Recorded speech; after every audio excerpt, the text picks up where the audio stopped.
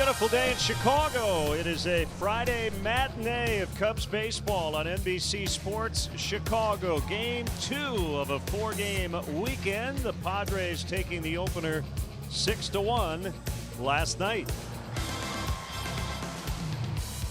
Always great to have you with us. Alongside Jim DeShays, I'm Len Casper. The Cubs kind of just okay, and we'll have the numbers to show that here in the second half. They lost last night. Fortunately, they still maintain a 1-game lead. Yeah, they've got a lot of a number anyway of slumping hitters. The pitching has been just so-so here in the second half of the season. Last night they ran into Robbie Erlin, who's making just his 3rd start of the year, and figured they'd be able to get to him, but he was really good. The Cubs managed just 3 hits all night long.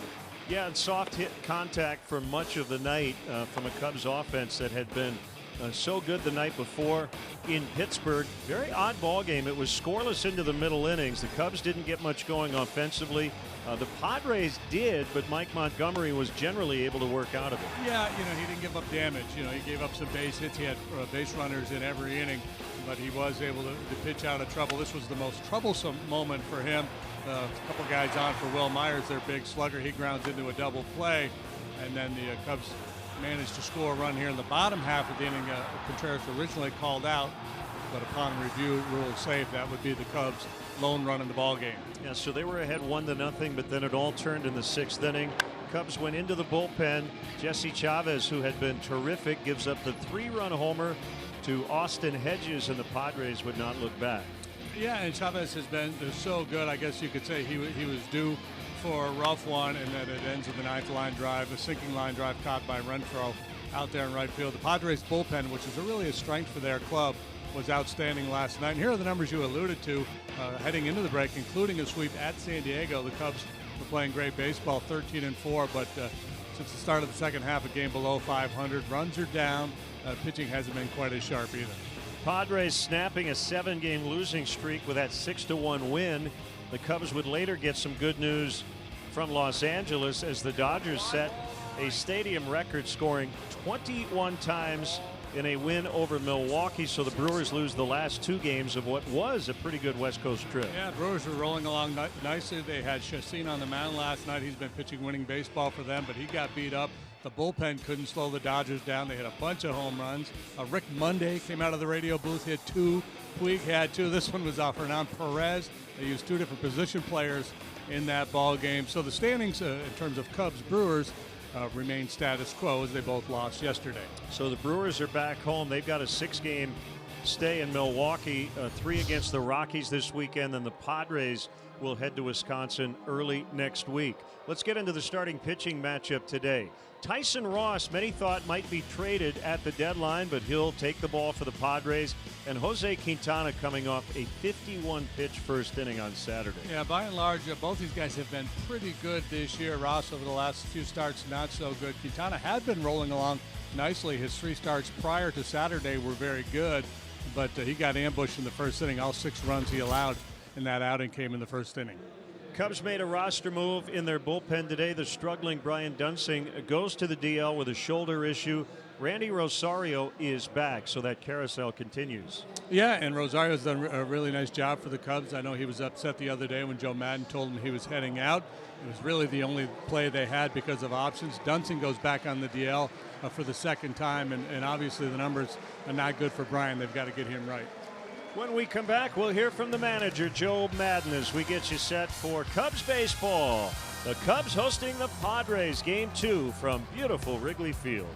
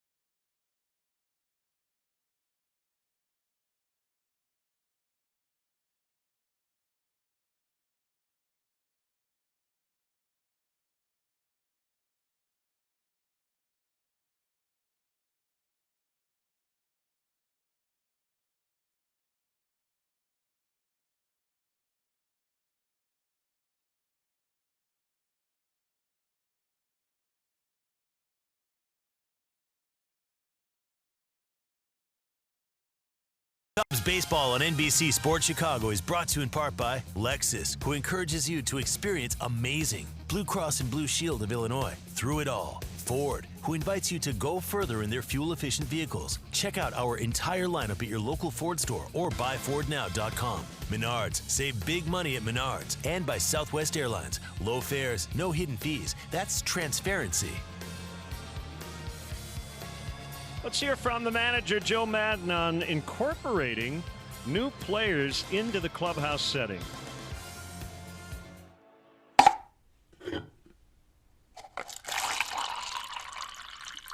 I've often thought that when a new guy shows up, you just want to get him part of the group as quickly as you possibly can. You want for them and for the group. If a guy comes and sits around for a couple days, there's this like layer of angst underneath, even though they've done it before. So I think the most important thing is to get him assimilated with the team, get him a part of the group, feeling like he's contributing. I think all that stuff matters. And I know Kinsler felt good about it. I know Jesse has also. I've always just felt that's the concept that I work from. Get him involved, get him part of the group, and then more than likely it's going to be normally is a pretty good first endeavor, and then all of a sudden everybody feels good about it. So I've just always wanted to do that.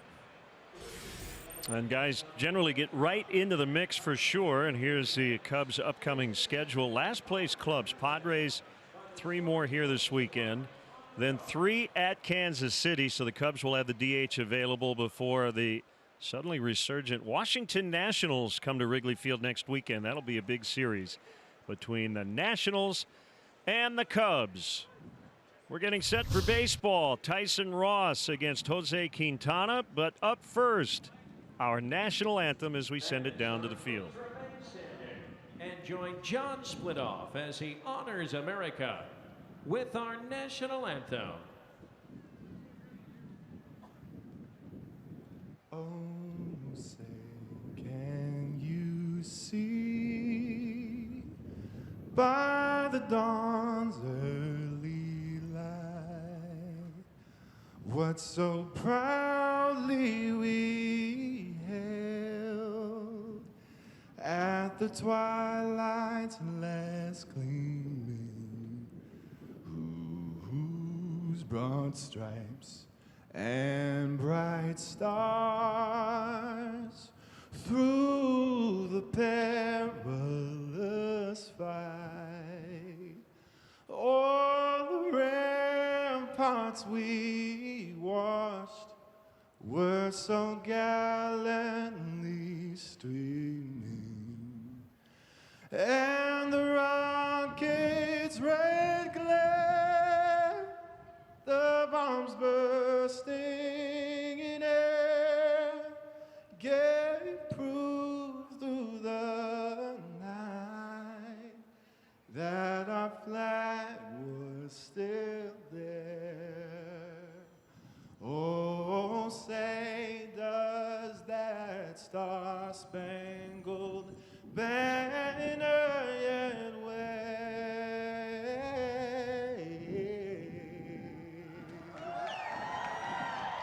o'er the land of the free?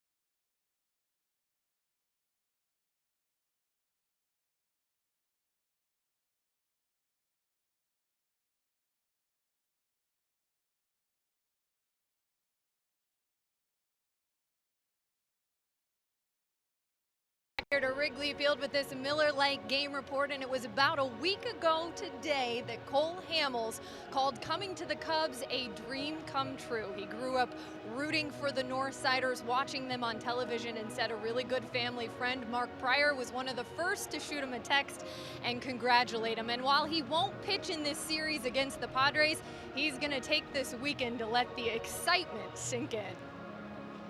In this day and age, a lot of guys change teams now. You're not really seeing guys that are going to stay on the same team throughout their career. So, just the opportunities to be able to play against a lot of these guys and with some of them, I think it definitely makes it easy.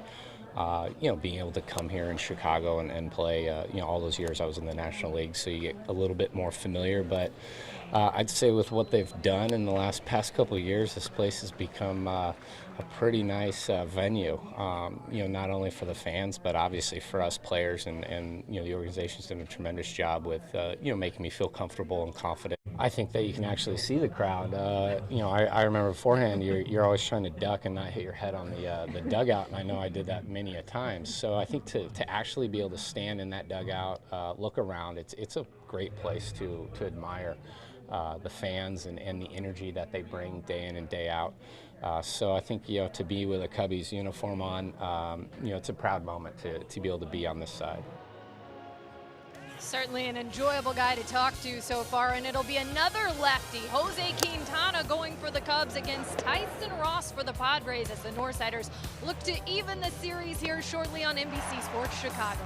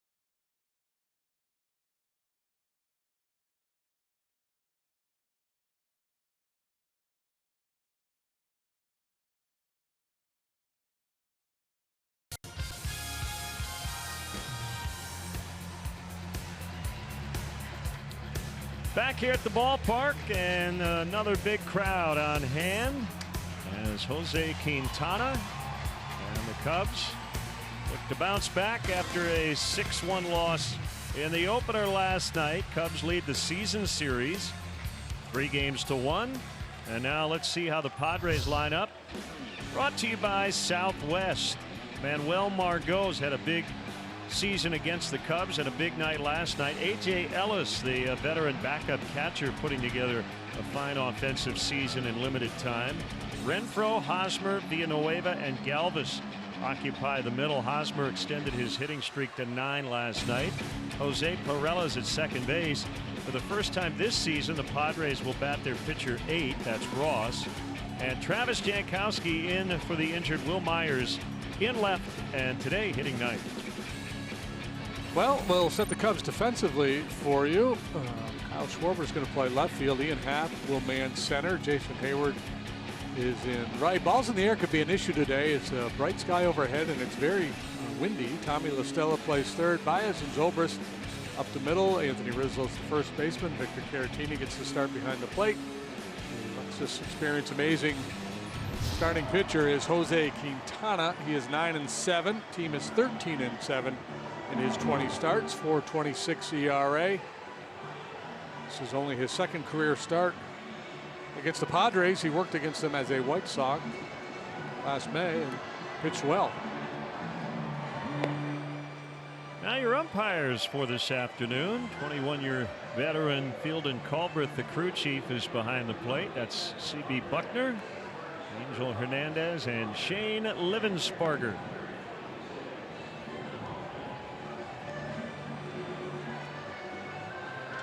And the Cubs still in first, one game ahead of Milwaukee, best record in the NL.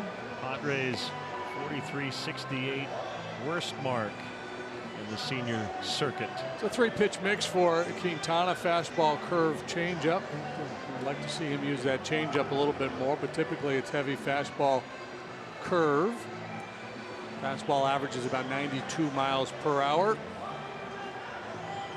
Usually pretty effective getting that ball in on the right-handed hitters. Wind blowing in.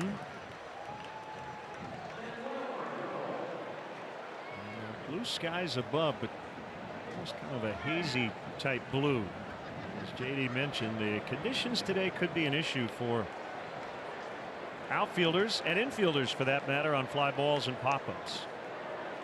Quintana to Margot to start it, and a strike on a fastball at 92. Yeah, it goes without saying, but I'll say it anyway. Any ball in the air today, all hands on deck. Don't assume somebody's going to make a play. If you're in the neighborhood, stop on by. Line foul out of play, first base side. 76 degrees. Wind out of the east at 6. We expect it to be very hot tomorrow.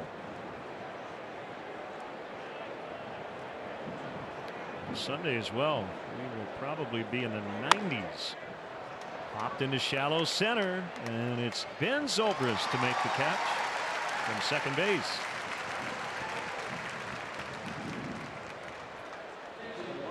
Good execution there. The elevated fastball in on the hands a little bit. Weak contact, 1 out. Quintana, as we mentioned, gave up 6 in the first in his last start against the Cardinals. He was working against St. Louis for the second consecutive start, and a big blow on Marcell Ozuna grand slam. Managed to get through 3. He threw 74 pitches, so he should be strong here today. 37-year-old A.J. Ellis always has had a good eye at the plate. So Andy Green has him batting second today. He's got a .403 on base percentage.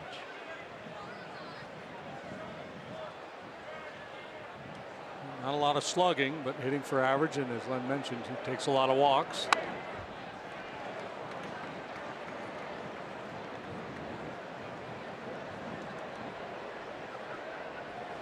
Padres are 1-0 in August after a 5-20 July. Snapped a 7-game skid last night.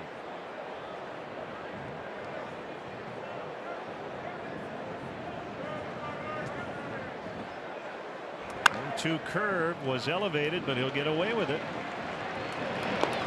Throw over there. Baez, no problem for Rizzo. You're saying Q got away with a bad pitch and Javi got away with a bad pitch. Yeah. Caratini wanted this one in the dirt. Sometimes those end up in the seats. Other times it's a 6-3 ground out.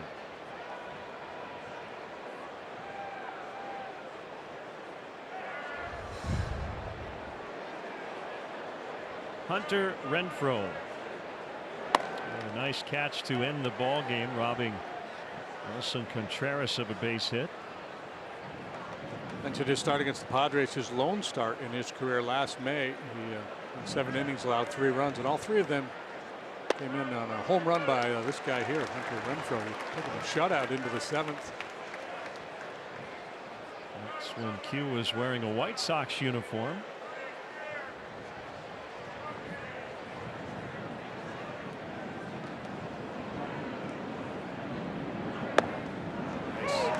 Location. Yeah. 1 and 2. If he can command that arm side fastball to go along with the one he throws in on the hands of the right-handed hitters, it's really going to set him up for success. Sprinkle in the curveball, occasional change, and you got yourself a winning formula.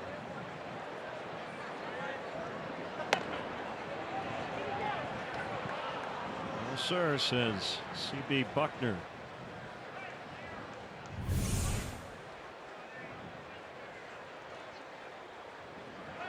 I agree.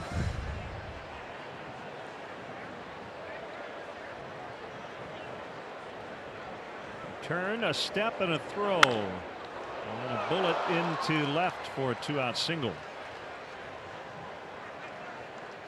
So he did not get away with that pitch. No, that was loud noise. Renfroe's a strong guy. Hit 26 home runs last year as a rookie.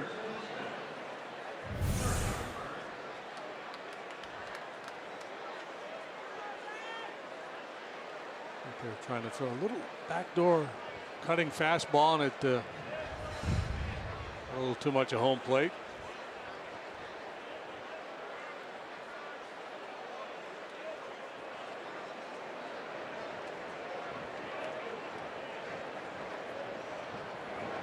Eric Hosmer swings at the first pitch.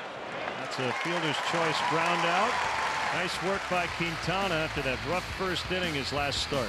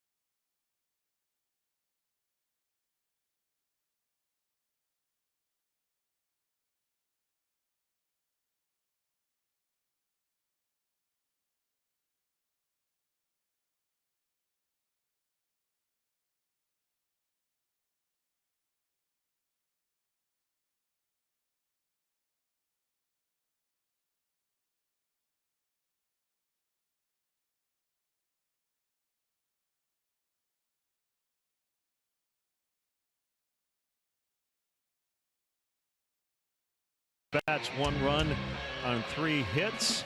Now their Southwest starting lineup: Rizzo, Zobrist, Hayward at the top, Baez, Happ, and Schwarber in the middle. Kyle did not play last night, neither did Victor Caratini. The pitcher hits 8. That's Quintana. And Tommy La Stella getting a rare start, batting 9th and playing 3rd. Padres defensively, Jankowski plays left. He's got center fielder speed. So does Margot, and he's in center. Hunter Renfroe's got a big arm. He's in right. Villanueva third.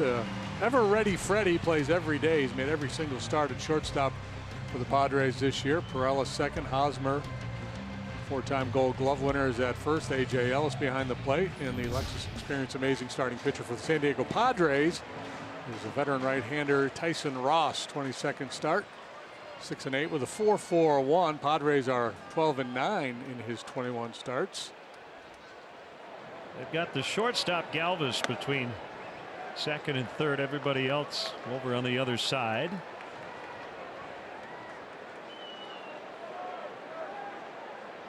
Natural cutting action to his fastball.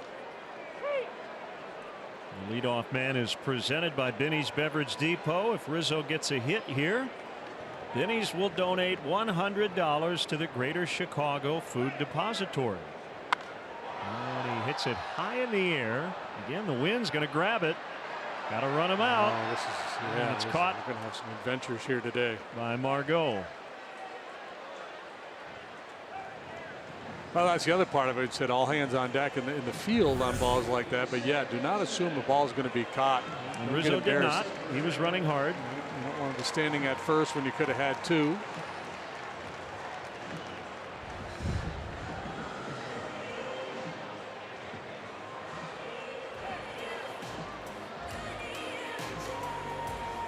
What a year it's been for Ben Zobrist. He is 2 plate appearances short of qualifying for the leaderboard.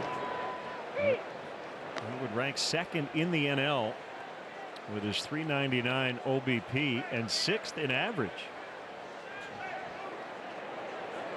And he's been red hot of late. And at least pink hot for an extended period of time. He's 10 out of his last 17. He's batting .516 over his last 10 games. .367 going back to June 22nd. And his .486 batting average since the All-Star break. His tops in Major League Baseball among players with at least 40 plate appearances. There's your Rocket Mortgage breakdown. Zobrist in the second half. Pulled to right and just out of play. He's just making so many good decisions at home plate. He's always been very discerning. He doesn't chase many bad balls. He rarely misses in the zone. And late, they're just really locked in and squaring just about everything up. Making out this time, however, as Parella throws him out. That's the announcer jinx. We'd like to welcome all our viewers watching today on Moultrie Communications in Lovington, Illinois.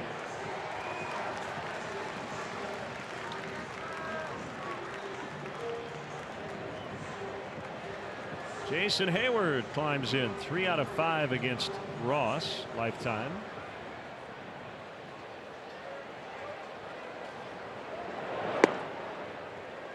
Ross has got a little different approach to this whole pitching thing. He is a heavy slider.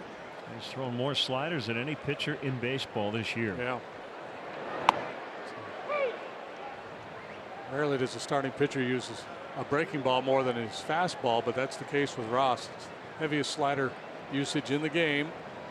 For a little cutter, doesn't use his changeup much. He works quickly, and for a big guy, he's got a little bit of a short stride.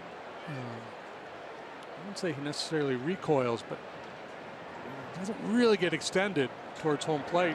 Almost like he's playing catch. Yeah, free and easy. He is the older brother of right-hander Joe Ross, who was with the Nationals and recovering from Tommy John surgery. And Tyson has dealt with his share of injuries as well. 2 DL stints with Texas last year and returned to the Padres for his second tour of duty on a minor league contract over the winter and got off to a really good start. He had a terrible July, but so did their entire team. Called strike 3. And that's it for the Cubs. They go quietly in the first, 0-0.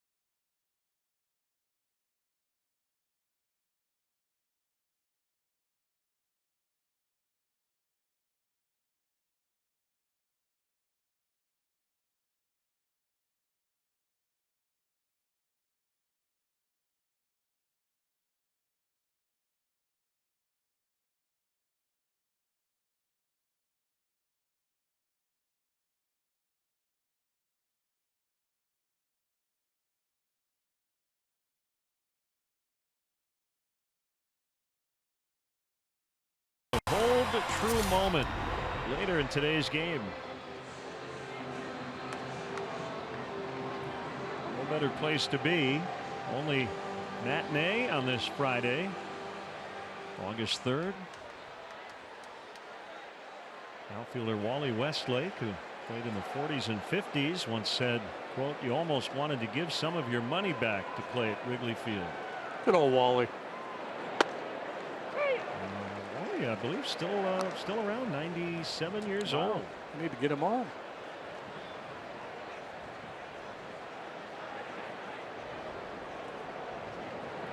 The 0-1 to Villanueva on the outside corner, 0-2. I would concur with Wally, especially a day like today with the wind blowing in.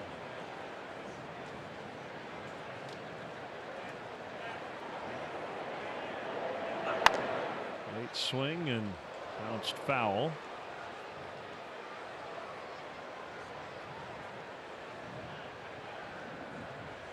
Villanueva's been quite good against left-handed pitching this year. He's really struggled against righties. Only Nolan Arenado has more homers against left-handed pitchers. Villanueva has 13. Arenado 14. And Villanueva leads all major league rookies with his 19 home runs.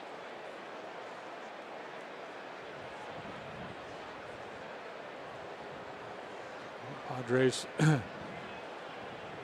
trying to identify who their core is, who's going to be here, as they have a very talented farm system. And as these kids start to get to the big leagues, whether this current group is going to still be here, I'm not sure exactly what their window of opportunity is, when they're going to all these young talented kids are going to get to the big leagues. But I suspect they'll start to trickle in here in the next couple of years. Padres waiting to determine whether they're going to challenge us here or not. Villanueva felt something. Oh, time's up. Move on.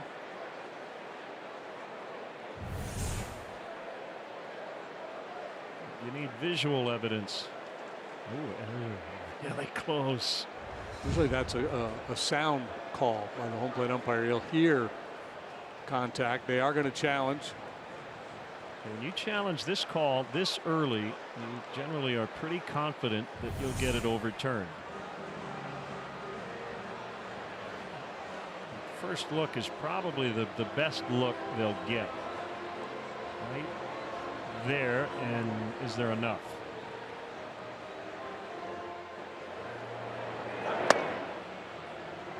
And it was immediate. He sold it.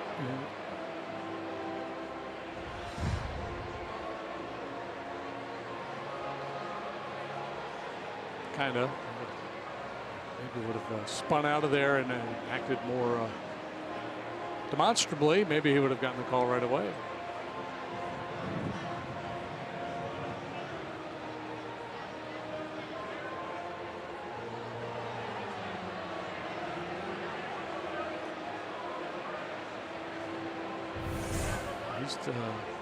Villanueva's starting to head towards first base. He's watching the replay up on the big board, and he's convinced it's going to go his way.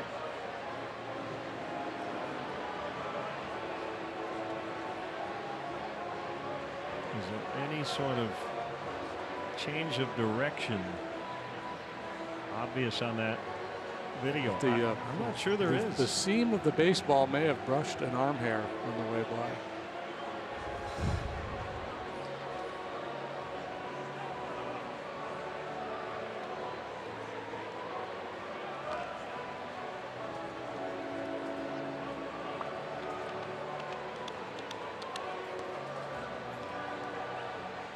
This is slightly perilous for a big league manager because it's the second inning, and if it doesn't go your way, now you're a little naked until the 8th inning. Any other close calls, the Padres will not be able to challenge unless they reverse this. We've talked a lot about replay lately because we've had some controversial replay reviews in the last few days. So they do lose their challenge. That could be significant. I'm of the mind I don't like the crew chief review at an umpire's request later in the game. If you used them, you used them. You're done. I agree. I would almost be of the mindset that you get 1 or 2 in a game and that's it, regardless of whether you're correct or not. Right. So it would make you really decide, Yeah. is it worth it? Yeah. I'd say 2. I'd be good with 2, and I would also buy into that idea that you got to make the decision to challenge right away.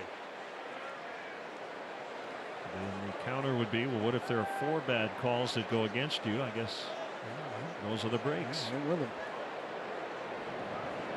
Life is tough sometimes. I never got that bike I wanted. My 12th birthday either.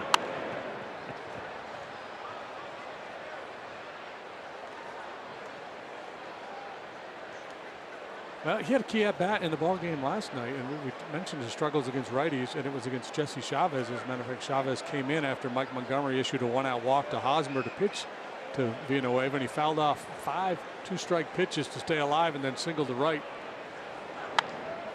Kind of like that. Yeah, and now his manager's saying, why did I challenge that?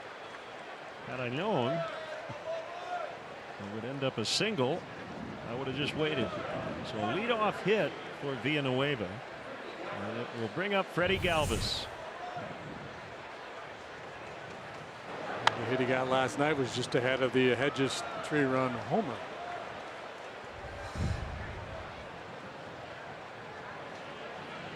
Galvis has played more innings in the field than any player in baseball this season.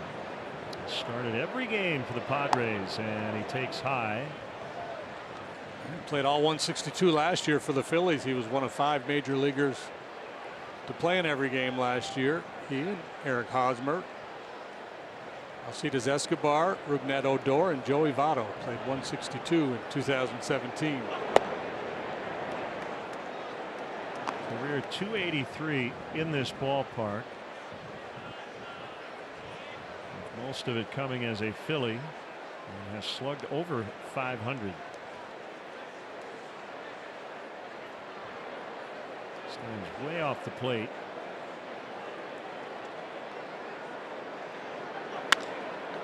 And that ball is caught by Zobrist. You could tell Ben was contemplating. He just didn't have enough time to maybe decide, do I play this on a hop and try for 2, but then that gets tricky too. Yeah, you could tell he was thinking about it. His body language, a little frustrated there. If he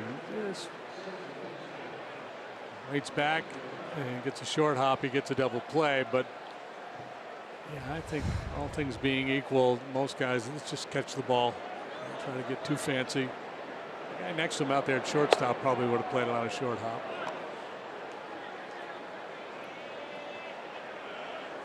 Jose Perella originally signed with the Yankees when he was 16 out of Venezuela.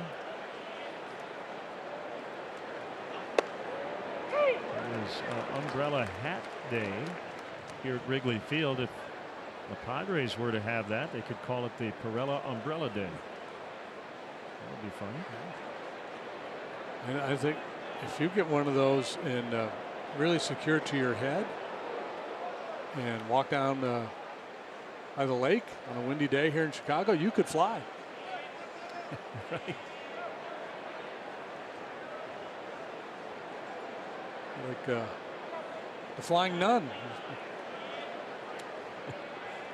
Sister Betril. If you're under 45, look it up.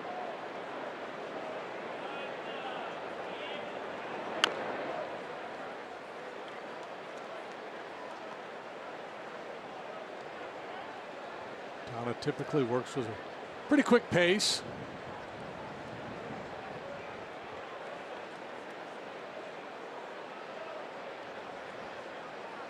Tough to run on. He's quick to home plate, has a good move.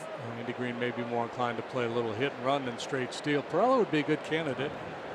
Pretty good contact guy. Now they'll try for 2. If you don't go, could bounce into a double play. Like they were going to get him, but Perella really busting it down the line keeps the inning alive.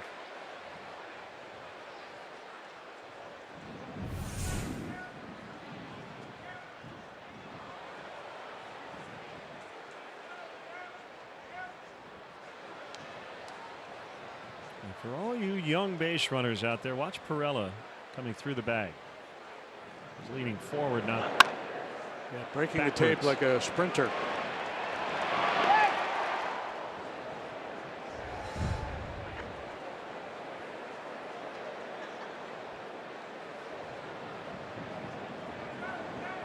Chris Kampka telling us today, first game since July 20th of 2015 in which the Cubs and their opponent had the pitcher batting 8th. It was current Padre and then Cub Clayton Richard batting 8th. Michael Lorenzen of the Reds can handle the bat, hit 8 for Cincinnati that day. Today it's Ross and Quintana. Ross was a two-way player in high school in the Bay Area, so he can swing the bat a little bit.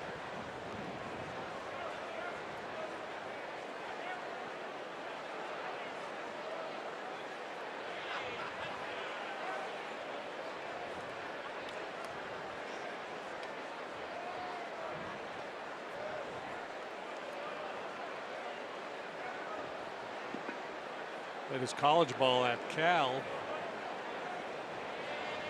A note somewhere in here I was reading on him. He's one of 4. This is pretty obscure stuff. 4 Padre pitchers to hit an opposite field home run. That's pretty specific. Can you name the other 3? Randy Jones. If you can't, shame on you. Everybody Clayton knows Richard. that. I have no idea. I'll look it up. Oh, you don't have the list? No, it's in here somewhere.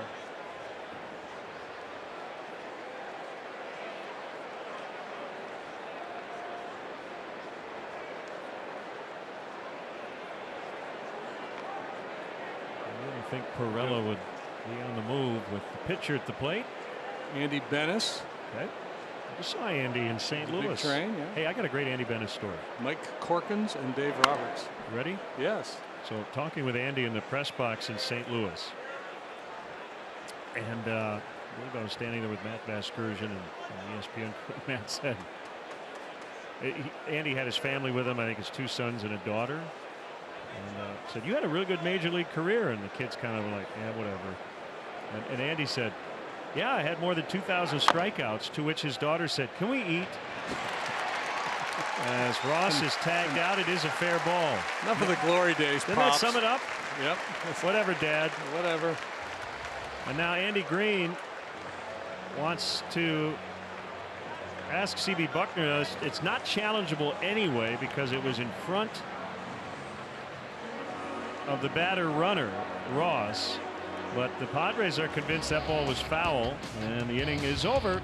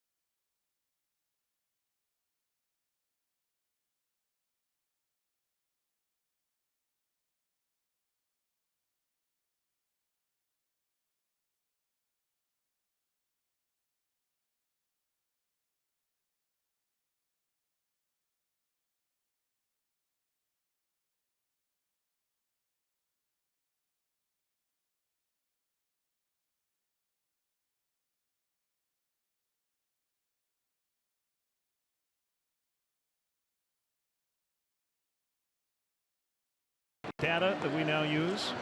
We might need a new category. Fair ball framing. When I watch Anthony Rizzo, he goes into foul territory, but it's where the ball is when it hits his mitt, and it looked like he kind of pushed it back toward fair territory to get the out. Yeah, As he tags Ross. This is Fielding Culbert, the home plate umpire's call.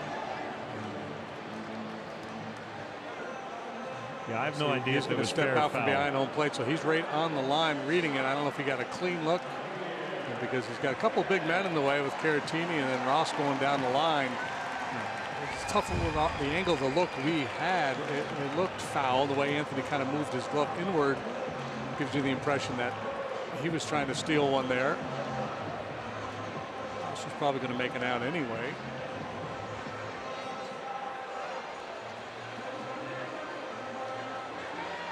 And that would not be challengeable either way.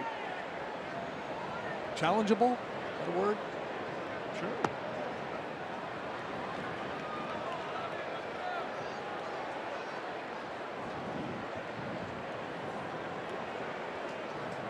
One and 0 to Baez. Make it 1-1. There's that slider.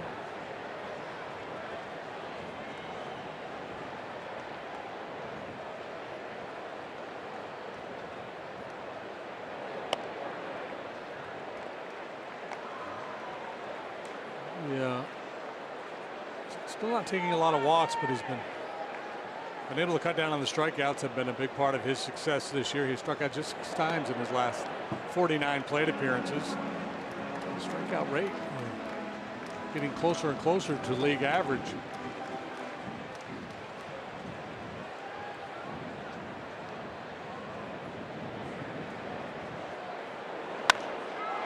High drive to right. Well hit, and it is gone. 1-0. Into the wind. Tyson Ross has hit an opposite field home run, and now we know he's allowed at least one. Javi Baez goes deep for the 23rd time. He now has driven in 84. That ties his career high. Set last year, our Ford home run replay, and now back in the lead in the RBI department in the NL. Well, that was a great look. The hand position of Ross, you see he's trying to cut that ball away from Baez, but he doesn't finish the pitch, and it actually looked like it leaked back over the plate a little bit.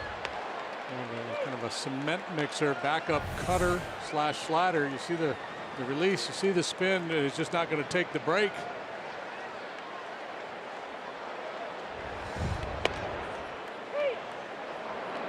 Two strikes to Ian Happ.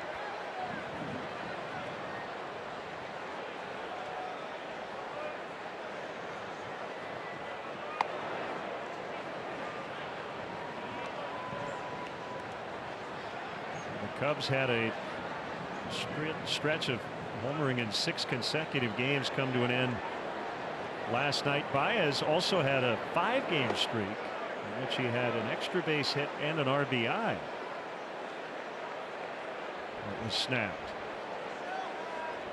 So he's now done that in 6 of his last 7 contests.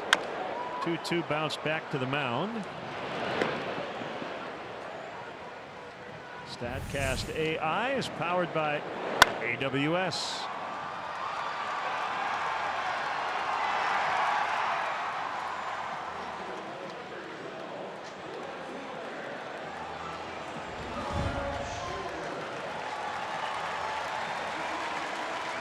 There's Kyle Schwarber, the left fielder, hitting 6th. But, in our open about the Cubs, fairly mediocre since the All-Star break. Happ, who just hit, batting gets to .179 here in the second half. Kyle's hitting .195 since the break. Both guys are taking their walks. Schwarber leads the club with 59. There's a single in the center.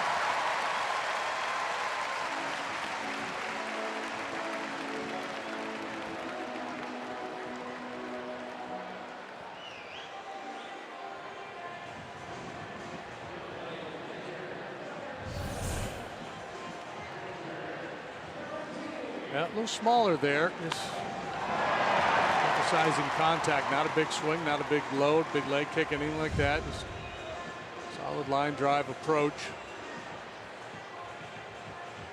It's good for the guy who's capable of doing damage when you're going through a little bit of a funk to just make things a little smaller in your swing and just emphasize contact. Then you start to get in a little bit of a groove. Then you can start to try to do damage again. Runner goes. Ross will throw to first. They get Caratini, and now Kyle caught between second and third. So base running mistake here, and the inning is over. But they grab the lead on a leadoff home run from All-Star Javier Baez. Cubs lead 1-0 after 2.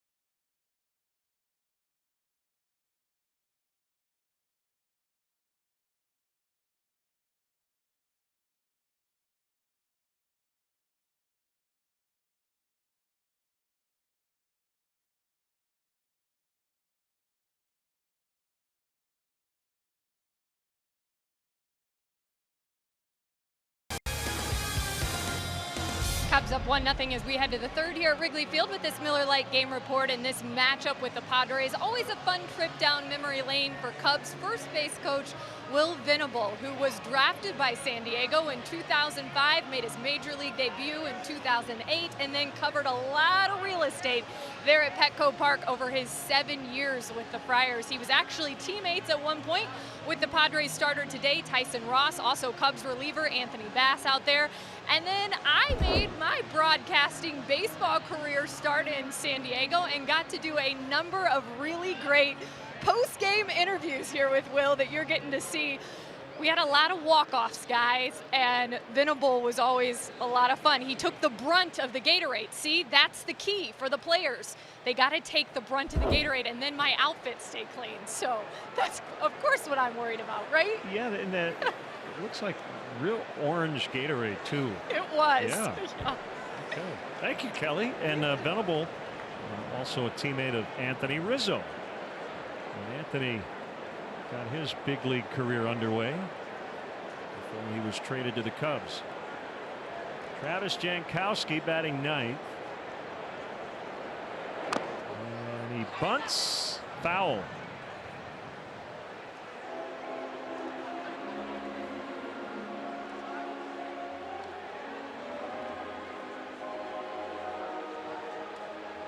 There's going to be, at some point, there'll be a story about a guy who'll say, I never wanted to win the game because I had a fear of cold Gatorade and ice being dropped over my head.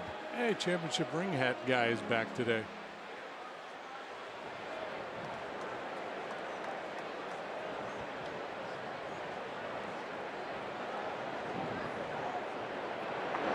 Swing and a miss for Q's first strikeout. Wilson Contreras having a little fun.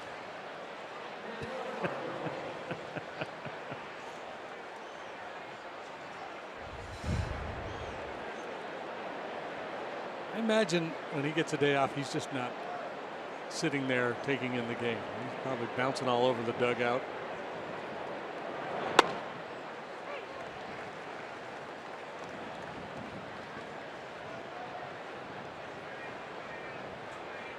This is the fourth time that Caratini has caught Quintana this year. In the games where Contreras has been behind the plate, Q has a 3.22 ERA. When it's Caratini or Jimenez who caught him once, it's 8.57. That's really small sample, so it's hard to draw a big conclusion from that.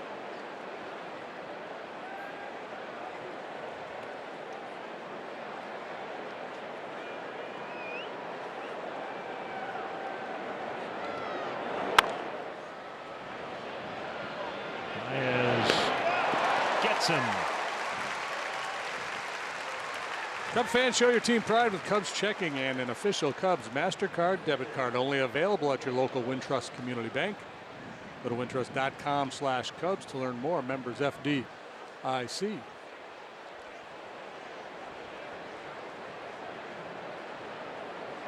A lot going on this weekend. Lollapalooza, Padres and Cubs. Strike to A.J. Ellis. 2 outs, nobody on, third inning.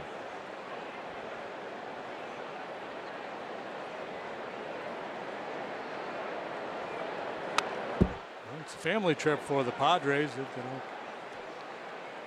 wives and kids, not all of them, but a good chunk of them are here. The Padres are spending an extended time in Chicago. It'll be 6 days before they leave town. Head up to Milwaukee Monday night to start a series there on Tuesday.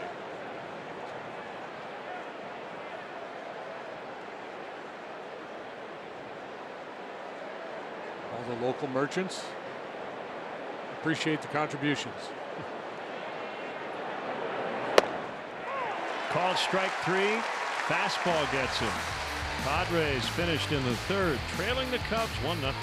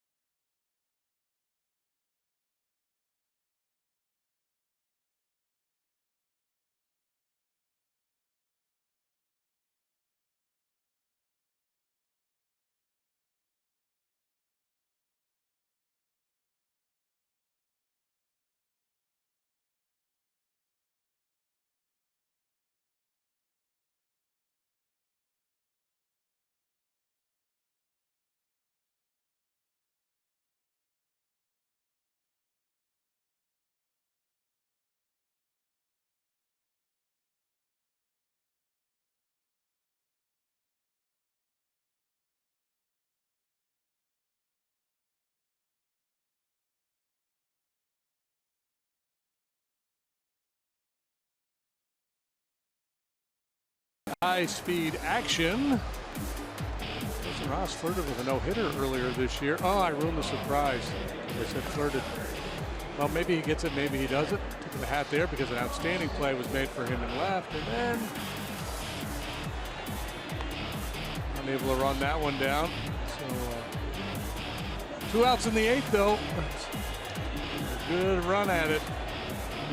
Xfinity high-speed action powered by Xfinity. Still no hitters for the Padres, who started play in 1969.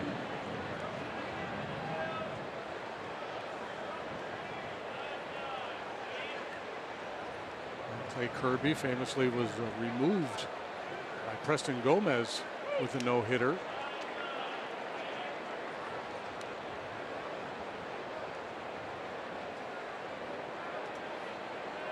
One positive from Q's last start, he snapped an 0 for 41 dating back to last season. Cubs pitchers as a group hitting just .087 this year. It's next to last in the National League. Only the Giants are worse at .069.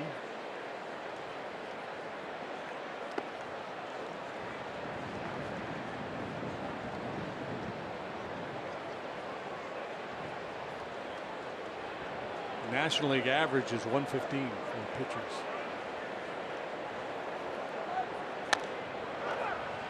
Ross will cover. Hosmer will flip. Well, when you sign a minor league deal, there aren't huge expectations. Ross got off to a really good start and then kind of hit a wall in July. A lot of people were surprised he didn't get moved at the deadline. You know, and it may have been that somewhat ugly July that influenced some teams not to acquire him. I don't know. Really two ugly starts, back-to-back starts, about 8 and then 7, and the total of 7 innings pitched. So if you throw those out, he would be sitting with a 347 earned run average. Unfortunately for him, they all count. Well, Stella making his 17th start, but just his 3rd over the Cubs' last 34 games. So these have been rare opportunities to get multiple at bats in a ball game for Tommy. Yeah, he'd gone through a bit of a funk. He's picked it up of late. 5 out of his last 15. Overall, batting .277, 348 on base. Leads the major leagues with 16 pinch hits. Those last 2 pitches, JD, those are fastballs. Interesting sinking motion. I mean, just straight down. Yeah, it's almost a kind of a. I think he gets around it a little bit. Has a little cutting action.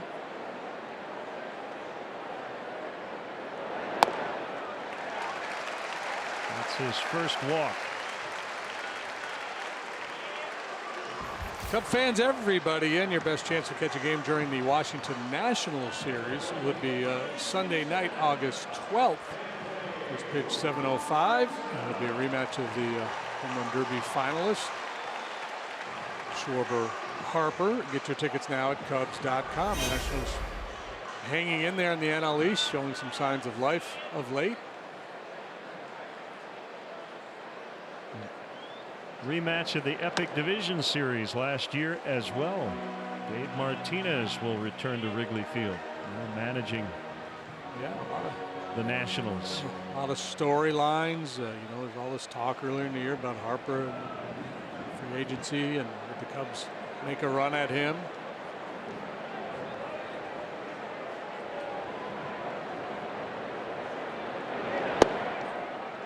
One and one on Rizzo. Max Scherzer, first pitcher to 15 wins. Looks like he's got the inside track to the National League Cy Young Award. I believe it would be his 3rd.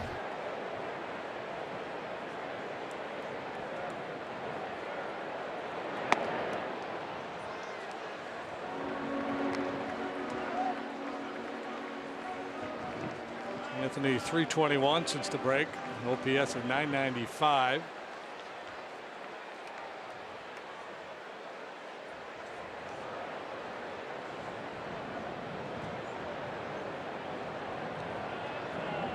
Steps off. You know how he's the self-proclaimed greatest leadoff hitter of all time.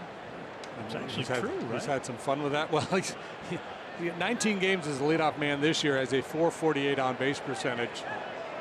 That is tops among all major league leadoff hitters. But that's a small sample. Base hit to right. LaStella toward third. Renfro's got a big arm. And the throw is just late. LaStella in. And the Cubs have him at the corners with 1 out. Yeah, runner beware when you try to take an extra base on Renfro. He's got a cannon out there and right. This is great work by Rizzo. Breaks down that back leg, stays on the pitch, lines it to right. Renfro with the mighty heave.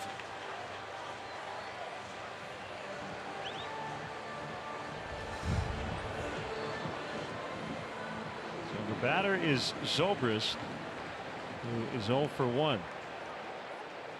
Going into this series, Rizzo's OPS at 1054, #1 in the live ball era.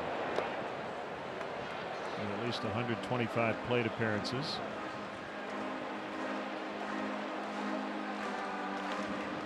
That's not a lot of plate appearances, so when you start to get 500, then it's probably a better conversation to have. Yeah, I don't think Ricky Henderson's going to have to lose any sleep. Worried about losing his title. 1-1.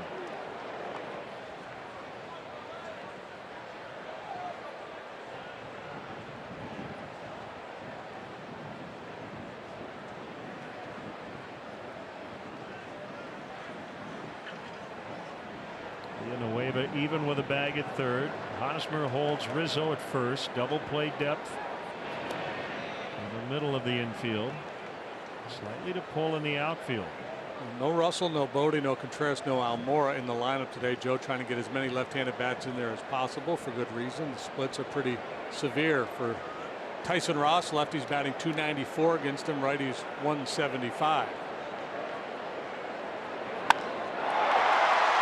That will certainly get LaStella in. Rizzo goes halfway. Margot makes the catch. Zobrist credited with a sac fly, and it's 2-0.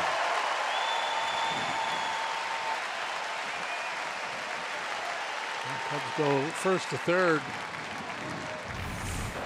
Better than any team in the league, and it pays off here. As LaStella makes it to third, he's able to jog home. Zobrist picks up the RBI with the sac fly.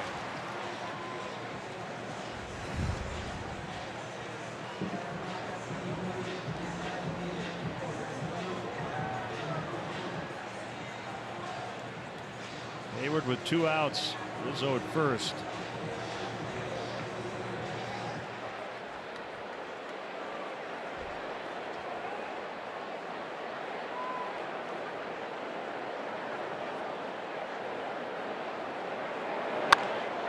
Hammered foul into the upper deck in right.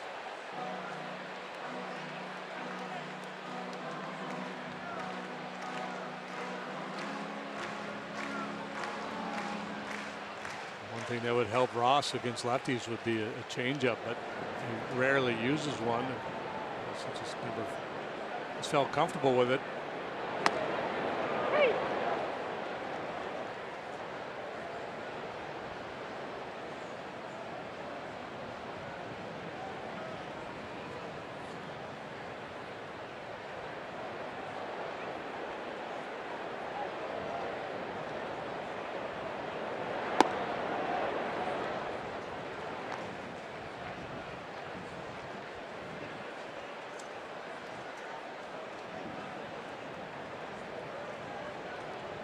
Hayward likes it when there are men on base, hitting .359 this season.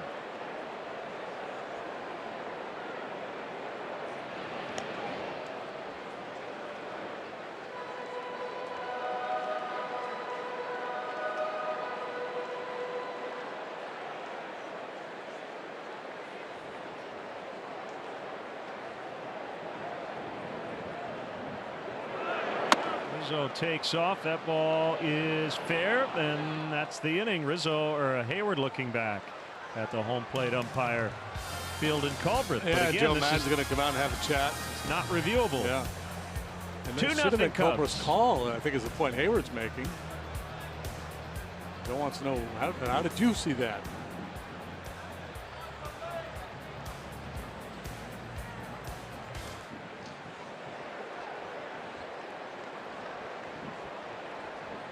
So if it's in front of the bag, isn't that your call? And what did you see? What did you have it? Because CB made the call. And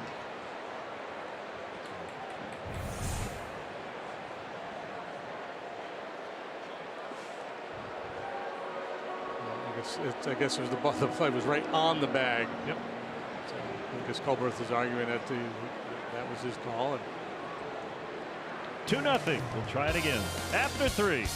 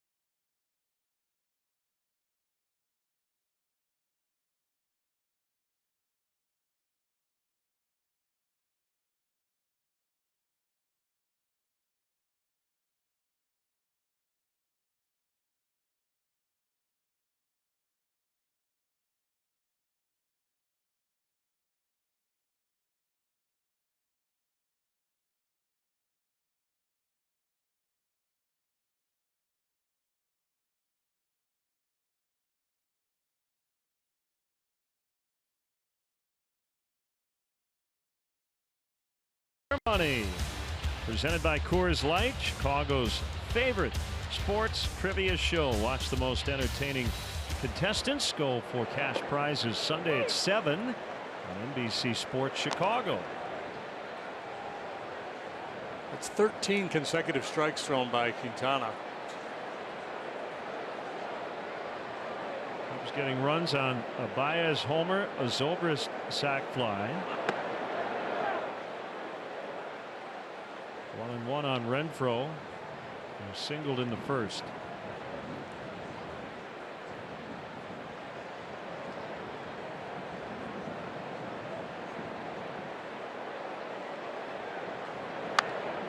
Jam shot roller. Quintana will not get there in time. Renfroe beats it.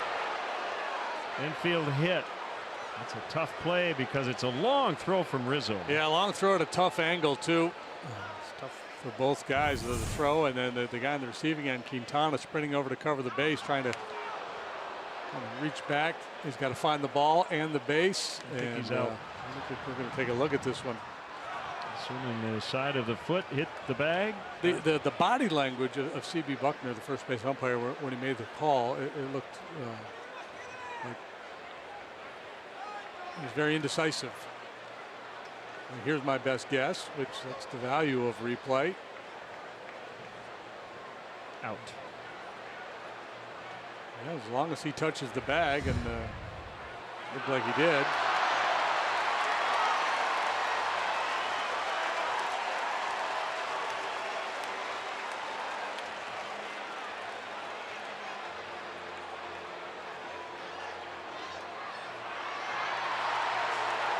See, if I were the umpire who made the call, I would get on the headset in New York and say, hey, look, guys, if I got it wrong, take a little time so it looks like it was really close so I don't look bad.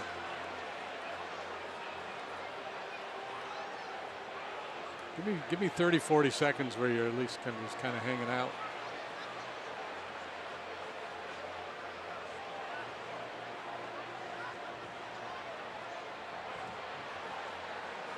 Okay, that's enough. Good, we're good.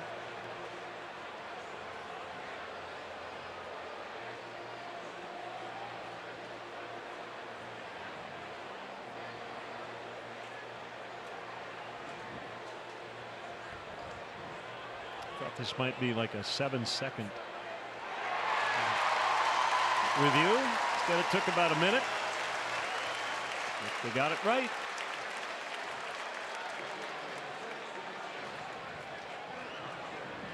So one away, and it'll bring up Hosmer, who is 0 for 1. This will be his 74th career plate appearance against Jose Quintana. He's only faced Justin Verlander more frequently, 95 times.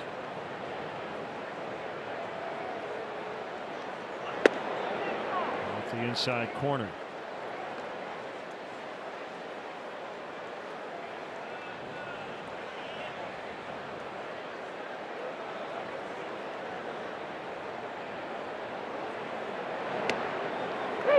Bottom of the strike zone, and 1-1.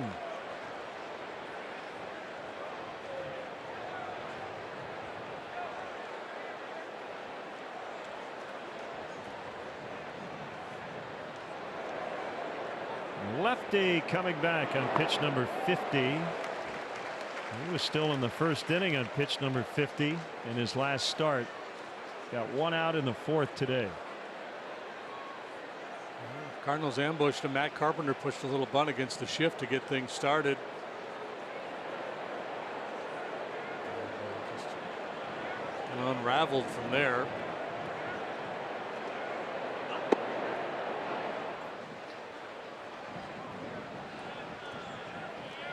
And that was really rare because Quintana had not had first inning problems prior to that start against St. Louis. His bigger issues have been third time through the order.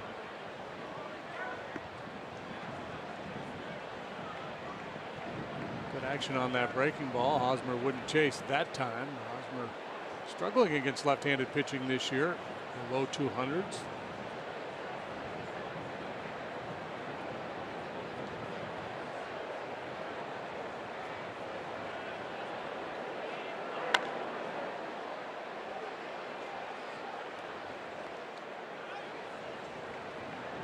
Next Friday, that would be the 10th. Cubs Nationals, 121st pitch up to the first 5,000 early, arriving adults 21 and older in the Budweiser bleachers. Receive a Cubs t-shirt presented by Budweiser. For more information, visit Cubs.com/Fridays. It's a good looking tee. 3-2. Ground ball right to Baez.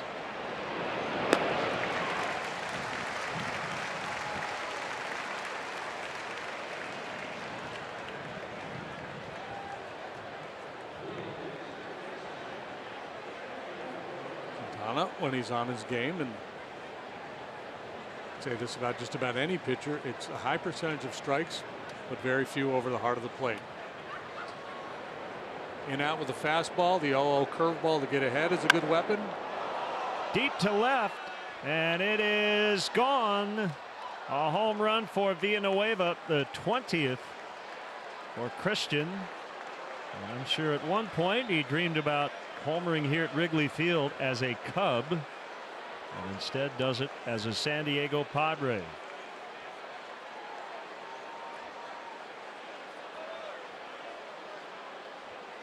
Well, wouldn't be surprised if he said after the game that he was sitting curveball there, because this is a good pitch. That's a good 0-0 pitch. Just trying to get ahead in the count with a curveball. It's down around the knees, but Villanueva appeared to be looking for it. He lifts it out of here for his 20th home run. That's the Ford home run replay. And it's 2-1 ball game. Galvis taking umbrage because Quintana threw him a fastball inside after the home run.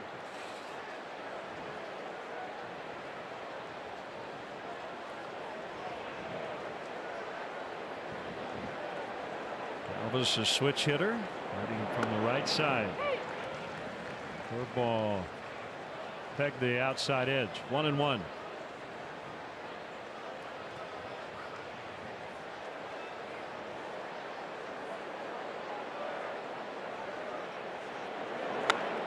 At the end of the bat, foul. 1-2.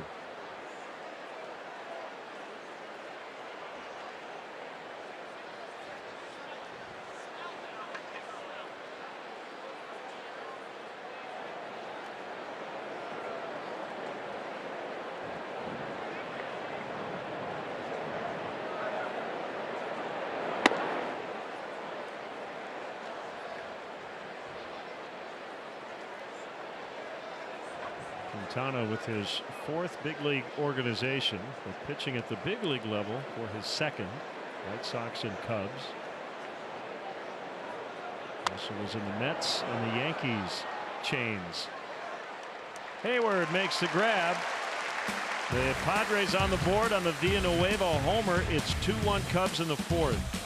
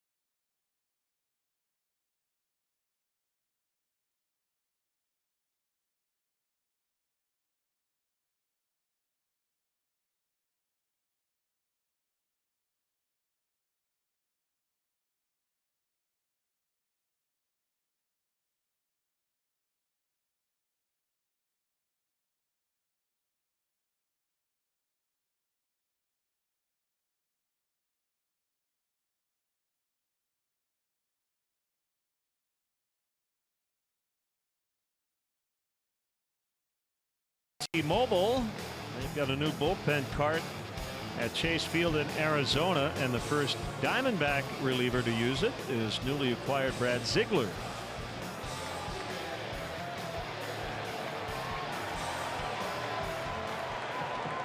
A couple of visiting players have taken the ride, but none of the Diamondback relievers had until the veteran Ziegler stepped up, took charge of the situation.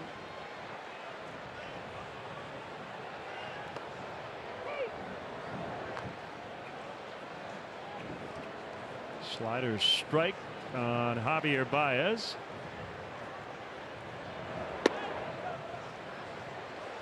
Leadoff homer in the 2nd inning. Give the Cubs the lead.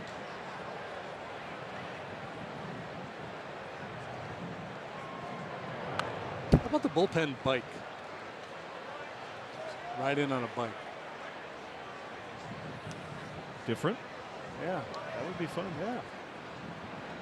Joe Madden would be all all about over that. Yeah, I could see somebody coming in doing a wheelie.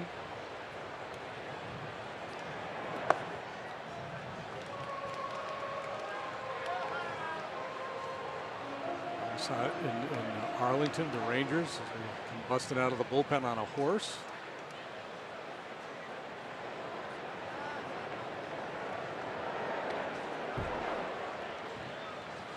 The interesting thing about Ross, he's, again, recently it hasn't been good, but overall he's pitched pretty well. He's got his team is 12-9 when he's a starting pitcher, and the team overall is having a brutal year, 43-68. So he's won games, he's kept them in games.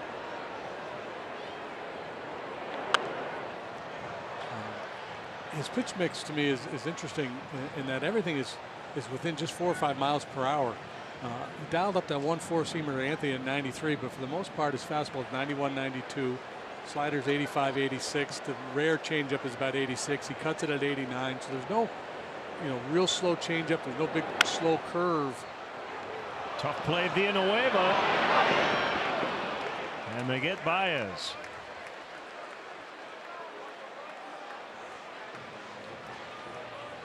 He's been in the game a while now, so that's not likely to change. I'm just wondering, I'm guessing somewhere along the way he's played around with a slower curve ball, or maybe a split finger pitch or something to do a little something different.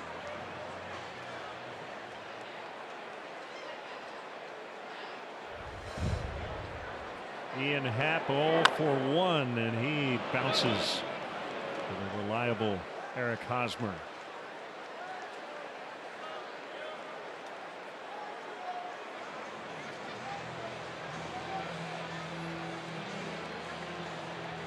Saturday, August 11th, the Cubs host the Nationals at 3:05 p.m. Up to the first 20,000 early arriving fans will get a pack of Topps trading cards featuring Cubs players. For ticket availability, go to Cubs.com. Eric Hosmer has won 4 Gold Gloves in his work at first base. That was in the American League. Now he's in the NL with the likes of Anthony Rizzo, Joey Votto, Goldschmidt, Freddie Freeman. It's a good group.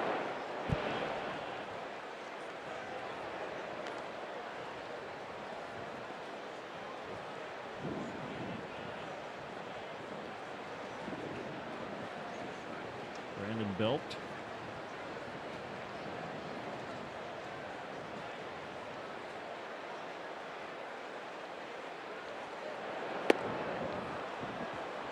Schwarber only half committed, and it's 1-2.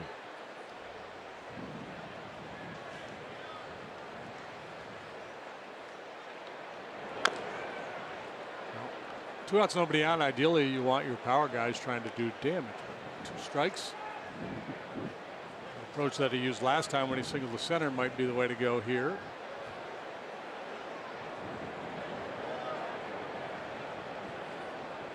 There's 2 ways to look at it. Others would argue, no, just try to slug.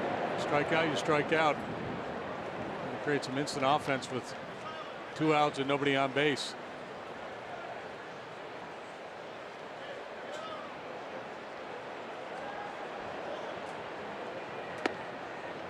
You don't have a lot of firepower behind you in the batting order either. Caratini's next. He has not gone deep this year. And it's Quintana. Then Tommy Stella also has not homered.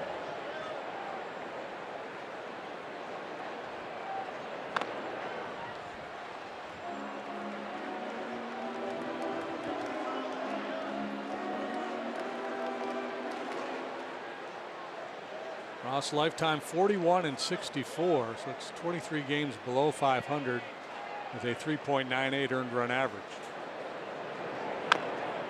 So it's pitched better than the record would indicate. He was an all-star for the Padres back in 2014, had a 13 and 14 record that year with a sub-3 earned run average.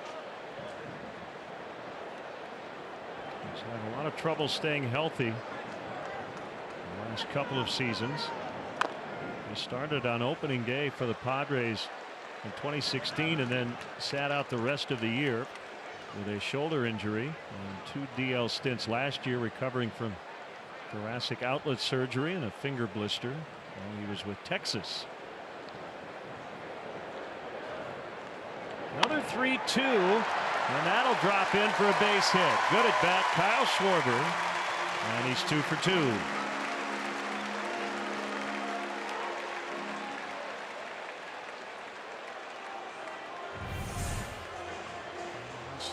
Trying to crowd him so he couldn't get extended, but Kyle able to pull the hands, and it kind of reminded me of Rizzo.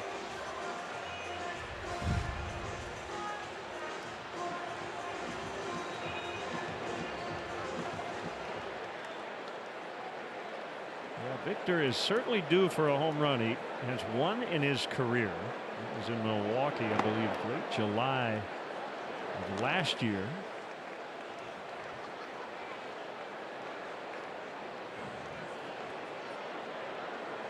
This is his 74th major league game. And right now his 178th career plate appearance. Never really hit for a lot of power as a minor leaguer. Hit 10 at Iowa last year, 6 the year before in Double-A.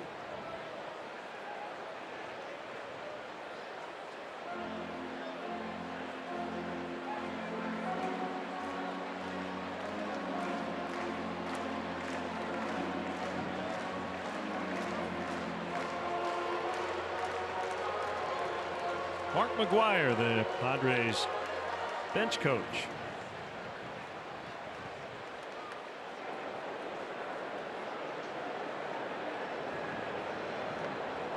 .583 career home runs.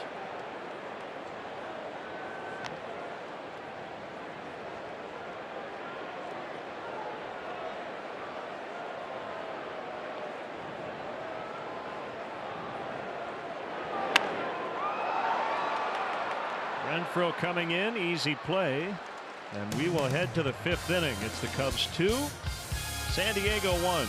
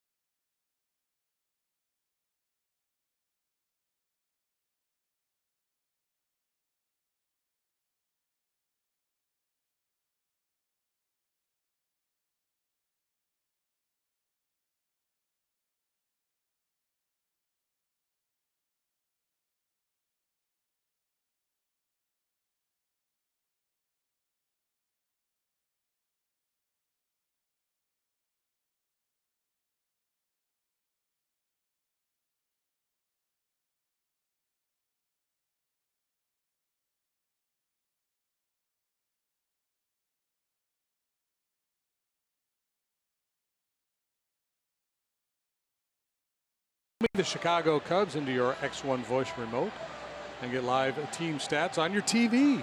Change the way you experience TV with Xfinity X1. Technology is just amazing.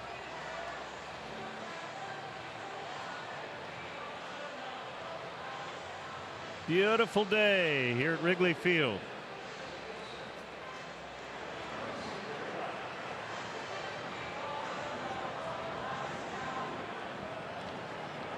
Sunday, August 12th, the Cubs welcome in the Nationals at 7:05.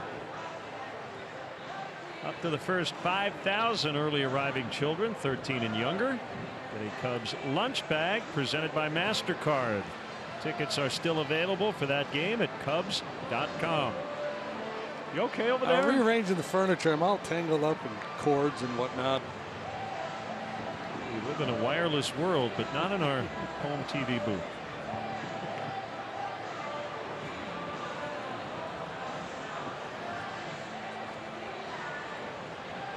You know what you need, JD? You need a little lemon chill. Just chill out. These guys are deep conversation. Not sure what we're waiting for here. There's a little equipment issue.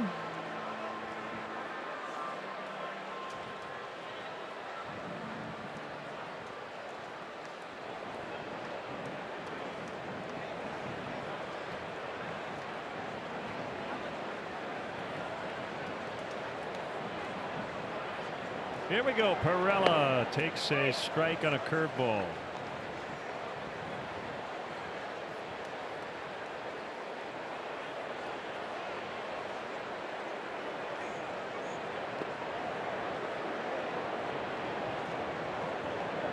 Got very good command of that curveball today. That's what Villanueva hit for the home run, but as I said at the time, it wasn't a horrible pitch on 0-0. And just a good example there. He throws that first one in the zone.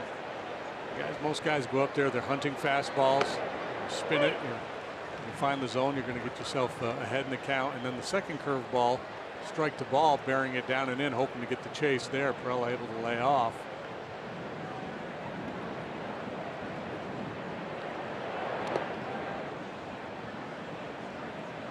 mentioned earlier, the numbers not really good so far this year when Quintana has been paired with Caratini, but it's only been 3 times today. They're working very well together. Quintana's execution has been outstanding.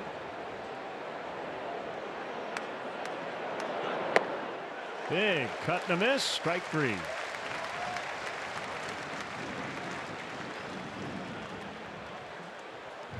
can see the energy. He gets the ball back, right back on the rubber. Let's go. He's in command. He doesn't want to waste any time.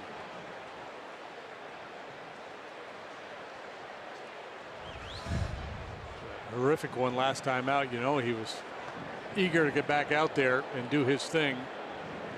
The mental grind for an everyday player is just, you know, the 3+ hours of focus, playing defense every day. Don't forget a bat at bat here or there. But for a starting pitcher, it's got to be excruciating after a bad start to have to wait 4 or 5 days for your next one. Yeah, because that's you are your last start essentially in this game. So you know, if you have a great one, you're living on top of the world for 4 days before you go back out there. If you stink it up, you kind of just living with that for 4 or 5 days. Got to be a good teammate and be supportive of the rest of the group. But it's not always easy.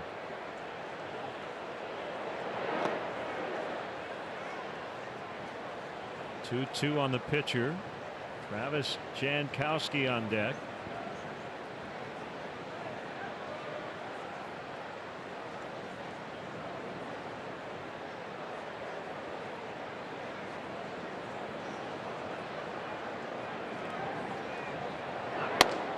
Called strike 3. Back-to-back strikeouts for Quintana. He's got 4 in the ball game. And hasn't walked a man.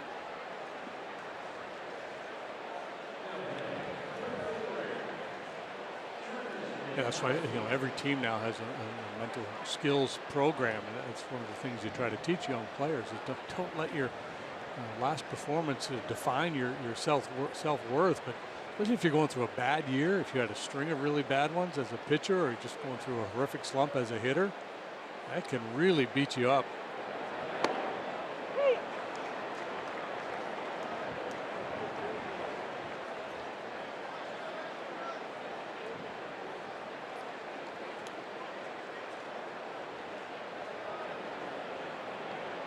There's a pitch. You know, I had a couple of years where I was just flat out terrible, and it gnaws at you. I go out to do my running in the outfield. I try to do it before there's anybody in the ballpark. A blooper into center for a base hit, and you didn't have a mental skills coach to work through those issues. Your mental skills coach was Lori, right? Honey, I need, tell me, watch video, tell me something. I'm good. Oh, you're great, honey. You're going to be fine. Just stop hanging that slider, would you?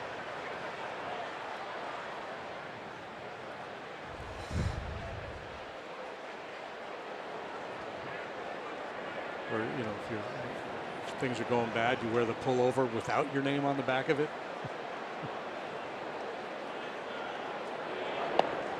Low on Margot. Steve Pearce had a huge night last night. 3 home runs. And the Red Sox 15-7 win over the Yankees.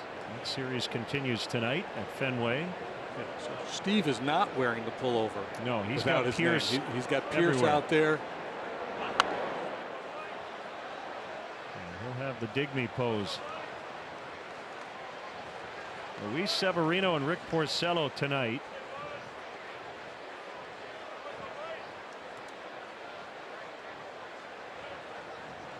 And the way it's going, the Yankees are staring at a wild card round matchup. They're 6.5 behind the Red Sox.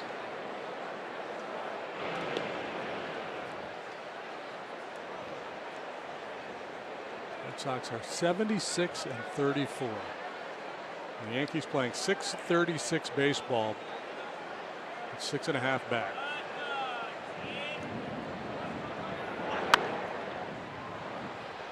Saw somebody talking about a team like the Yankees being that good and looking at a one and done. And I don't know who tweeted it, but it was, hey, that's the point of the wild card.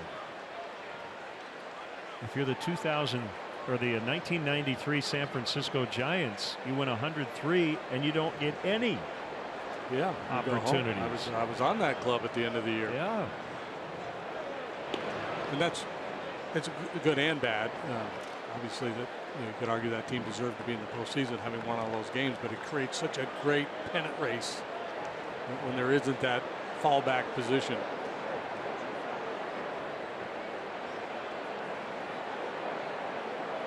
A 1-2 to Margot. I think he held. He did. And well, had 3 hits last night. He's 0 for 2 today.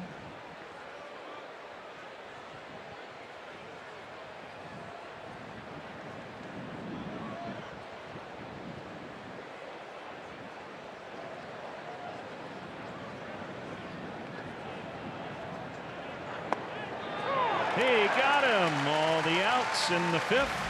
Strikeouts. Cubs 2, Padres 1.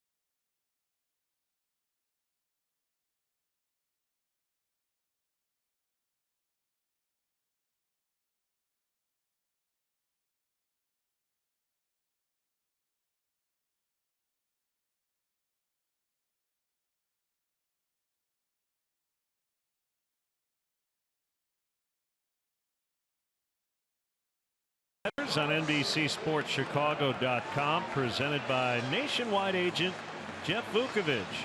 Go to jeffvuk.com or follow him on social media. Nationwide is on your side.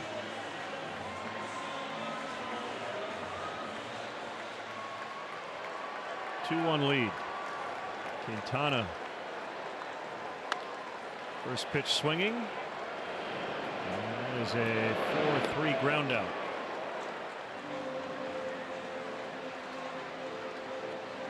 Check out the variety of luxury premier options that Wrigley Field has to offer for your next client, corporate, or family function. Like the Budweiser patio, located in prime home run territory down the right field line. Visit Cubs.com/premier for an option that fits your needs.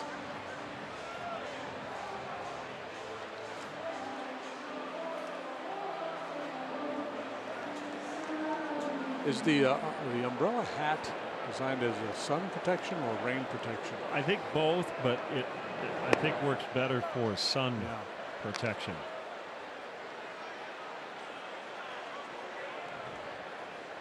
And didn't Lou Brock own the company at a time that made the Brockabella? Yeah.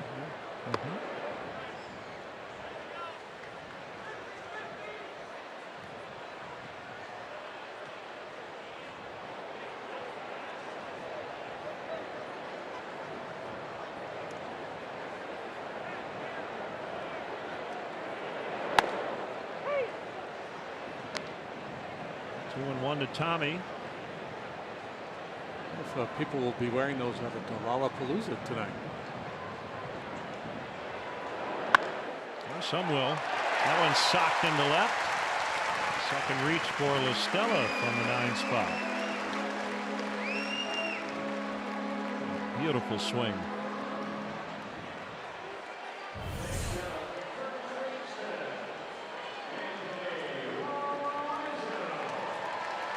Keeps his head right on it. If you're a Cub here, you feel pretty confident you're going to see a couple sliders. Ross, as we mentioned at the outset, he throws that pitch more than anybody in the game.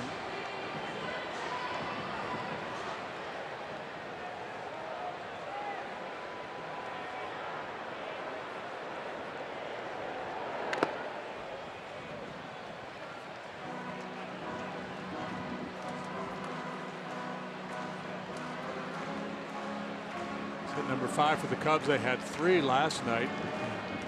2 infield and a little blooper. The ball's on the ground today from Ross. Pulled to right. This one's going to drop. And Rizzo, respecting Renfroe's arm, will hold with a single.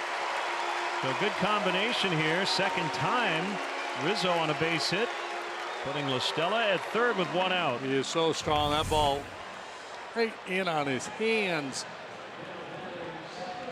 and up. That's a very difficult pitch to do anything with. And he just floats it down the right field line for a knock.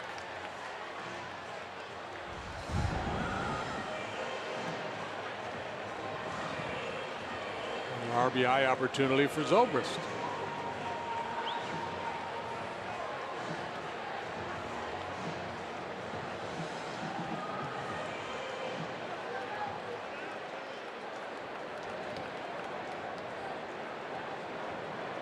Play for 2 in the middle. Corner men in.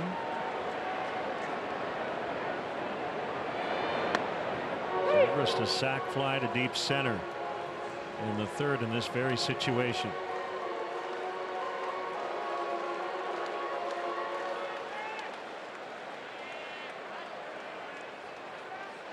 That made it 2-0. Padres would get on the board on a homer in the 4th. Make it 2-1. That's where we stand now in the 5th.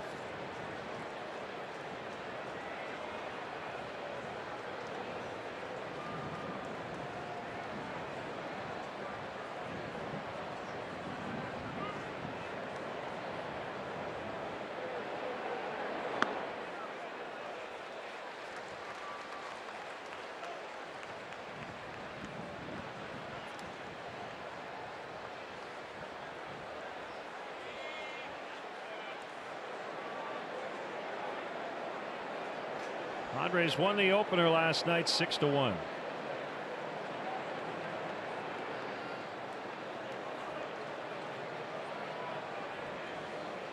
A strong start from Robbie Erlin. He only went 5, but gave up just 2 hits. And 1 run. 3-1. For that double play ball, that sinker. So this wouldn't bite. Not in his nature.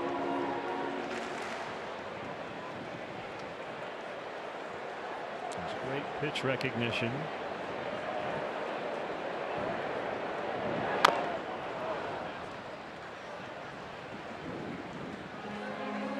It's up there with a plan, and in this instance, the last thing he wants to do is hit the ball on the ground. So he's looking for something up. He can get airborne. 3-2 with 2 strikes. You got to be a little more willing to swing at a pitcher's pitch. Ben's career batting average on a full count's .209, but his OBP is .485. Rizzo was on the move. So doesn't pile up many hits, but he takes a ton of walks. He's in a 3-2 count. Yeah, and I think this is a situation where Joe feels pretty comfortable starting Rizzo, counting on Zobrist either to take ball 4 or to put the ball in play. Not a lot of swings and misses with Ross out there today. It's just the one strikeout. He caught Hayward looking back in the first. Zobrist, outstanding contact guy. Rizzo runs again. Ground ball. Hosmer will throw to the plate. Save! And no challenge available for the Padres. Oh my. 3-1. Yeah, this is a really heads-up play. And then Rizzo took off for third. And had time been called? Livensbarger is saying yes. He's sending Anthony back. So Andy Green will come out. Joe Madden comes out. We might have both managers arguing different calls here on this play. Desperation throw by Hosmer, but La Stella got in. Yeah, it was a heads-up play by the Gold Glover. Great glove play to begin with. Knows he doesn't have two. As he falls to his backside, he slings it home. And Anthony, where's time called? Seeing the conversation take place at home plate. Slowly starts to sneak over to third base.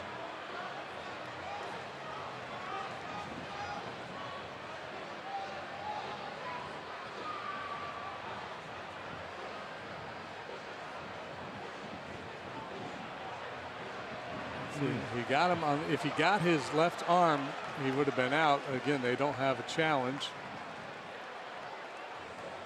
Well, he may have been out, but might we have will brushed not. the shoulder. Yeah, we will not get a review, and the umpires are huddling, I think, to discuss whether time had been established before Rizzo walked to third.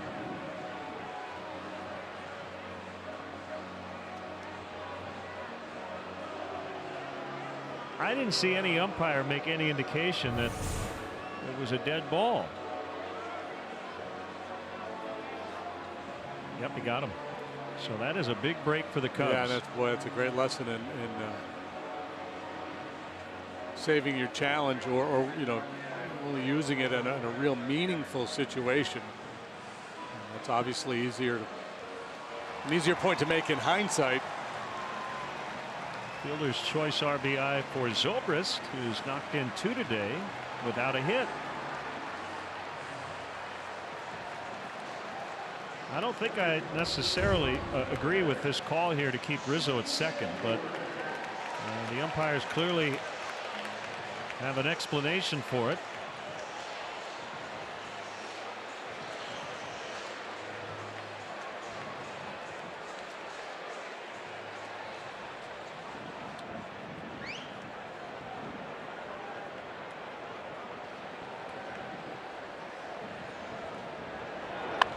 Hayward pops it foul. Still one out. Runners at first and second in a 3-1 ball game. Shane Lievensparger, the third base umpire. It's quite possible that he signaled dead ball timeout. I don't think anybody in the ballpark would have noticed it because all eyes were on what was going on at home plate.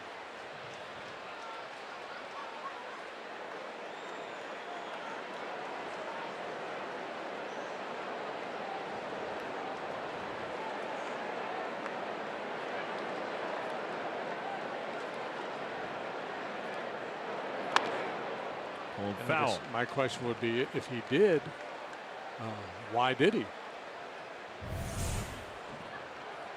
Well, there is a conversation going on between Field and Culbreth and A.J. Ellis at that time. I don't know if there's kind of an assumed is that a default dead ball once the home plate umpire starts having a chat with the catcher.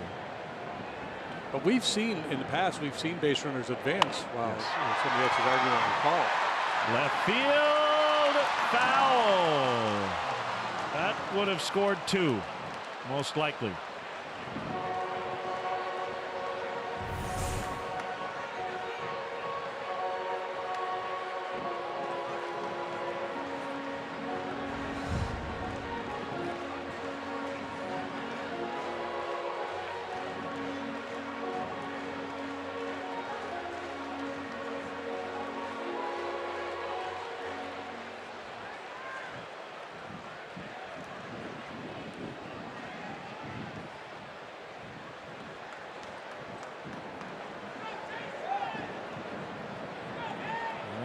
0-2 from Ross.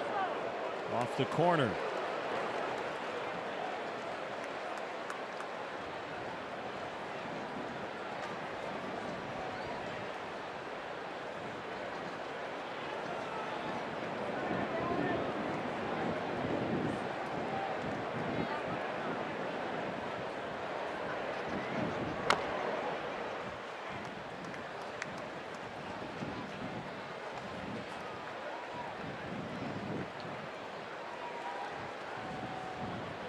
Cubs would love to hold serve before Milwaukee plays tonight.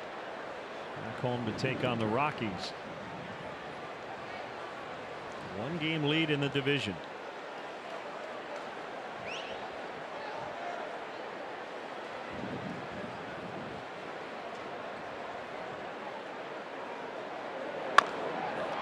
Toward the middle. It'll be Galvis. Just got him at first. Cubs will ask the video room about this play. Second and third, 2 outs. Corella had to get out of the way. And he was out. Yeah, a nice play. Galvis, good player. We talked about him being out there every day. Just durable, but very talented defender.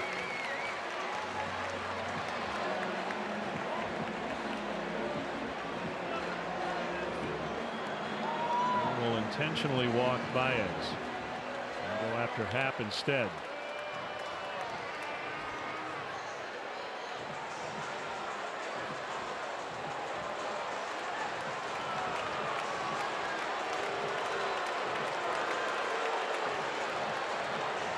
Well, that's interesting when you look at the splits, the right left stuff.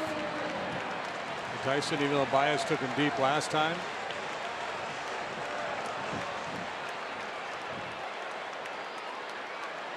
So Happ with the bases loaded. This isn't so much about the left right as it is hot hitter versus struggling hitter in Andy Green's mind. He's been good in these situations. 6 out of 19 with the bases loaded. He's at 1 grand slam in his career.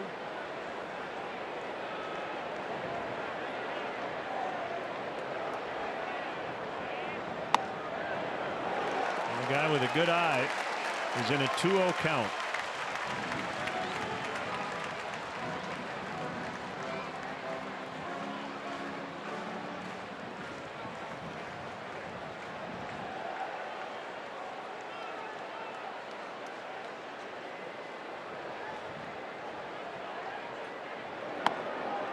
Ooh, my.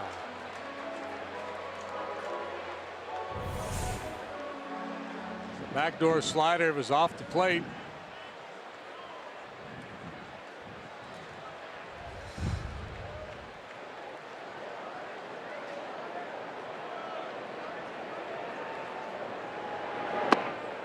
Three and one. Robert Stock, a right-hander, is up.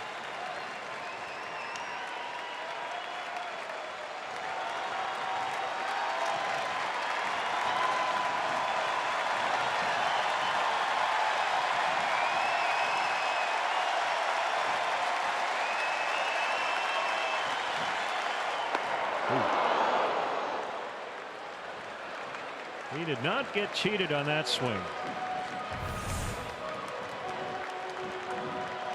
Elevated fastball. Uppercut swing. Just underneath it a little bit.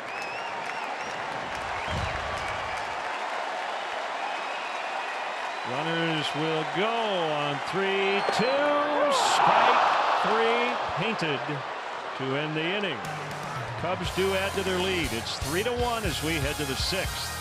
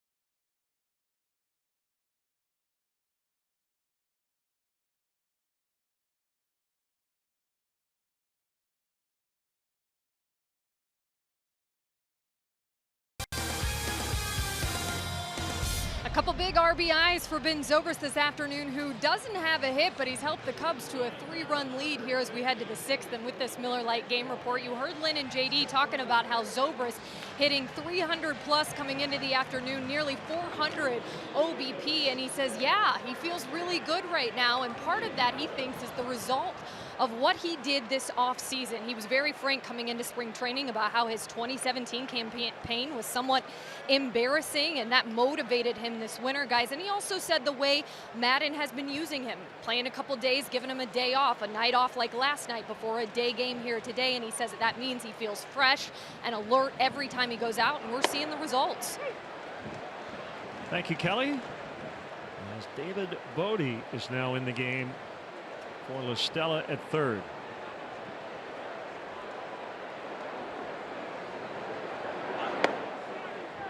One and one to A.J. Ellis.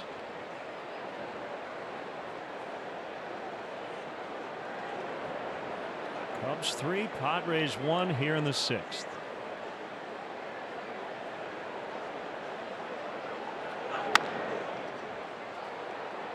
We'll get out of play. Ellis went to Austin P State. 18th rounder of the Dodgers, 2003. He's been a Philly and a Marlin as well, but most of his career with LA. First year with San Diego.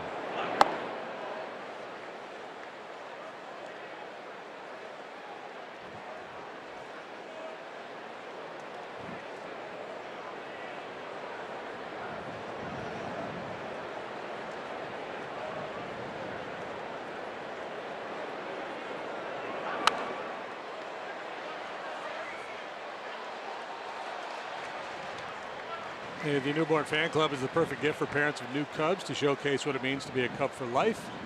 Receive a photo from a custom birth announcement on the Wrigley Field marquee, Cubs birth certificate, pinstripe baby cap, and Rookie of the Year Cubs onesie. Visit Cubs.com/kids for more information. So this is where Q has run into problems this year. Third time through the order, but today he's really locked in. Puts him on the riser. That's his 4th consecutive strikeout in terms of retired Padre hitters. He's done a really nice job mixing his pitches, and the curveball command has been so good. It's been an effective pitch for him. So as this game has gone along, all of a sudden the fastball plays better.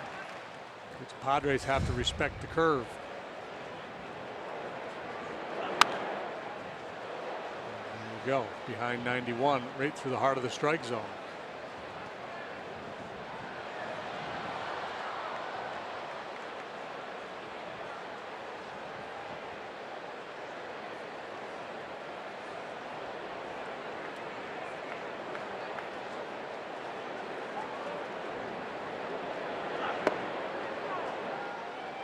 Looking for his 10th win. This is his 35th start in a Cub uniform. Going back to the trade last summer, 16-10 with a 4.03 so far for the Cubs.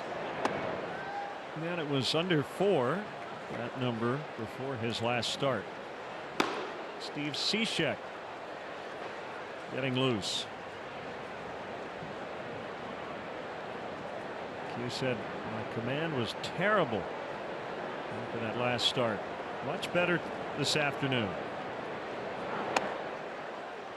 As I say it, he's 3-1. He's not walked a batter to this point.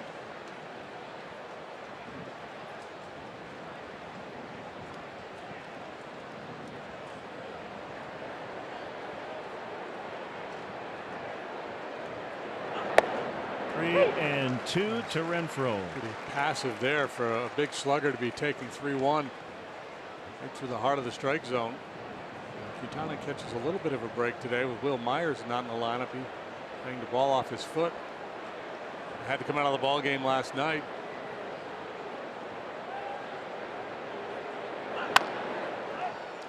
Zobrist on the other side of the bag will throw out Renfroe. Time for Old Dominion bringing his best. Rugned Odor became the first player in Major League history last night to walk 5 times. An unintentional and a homer. The Rangers blasted the Baltimore Orioles. Some big scores going up in the last few days. So 17-8 that ball game. Eddie Butler got the save. A 3-inning save for Texas. Actually went 3 2/3.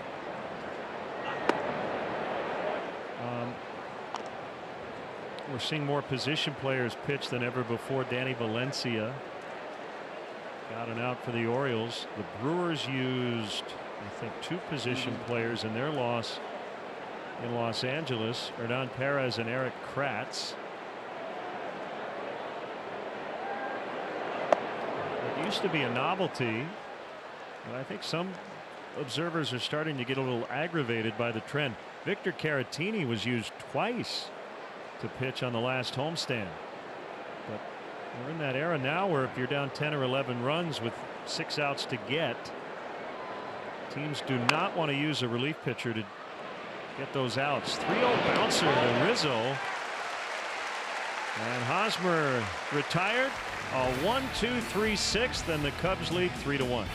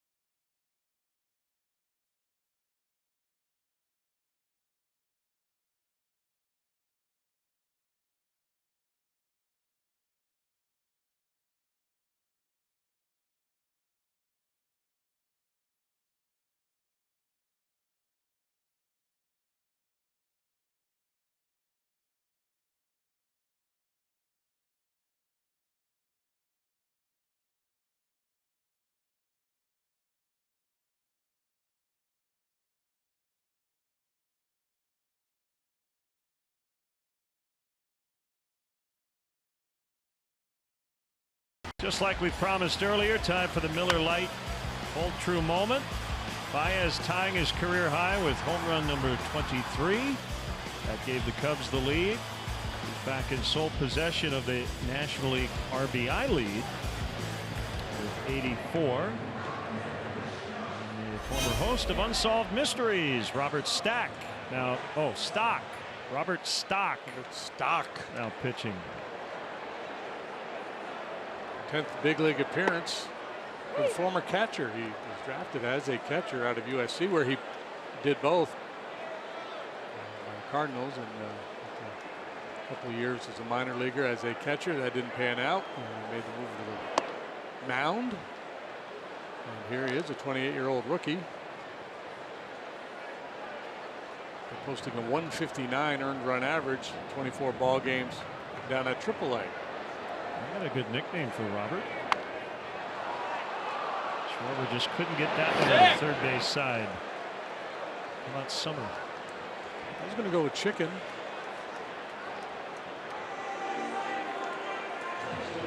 And we want to welcome our viewers watching on MLB Network today, ESPN UK, and around the world on the Armed Forces Network. You could put him in a rotation with Jeff Locke and Luke Farrell. And have Locke, Stock, and Farrell.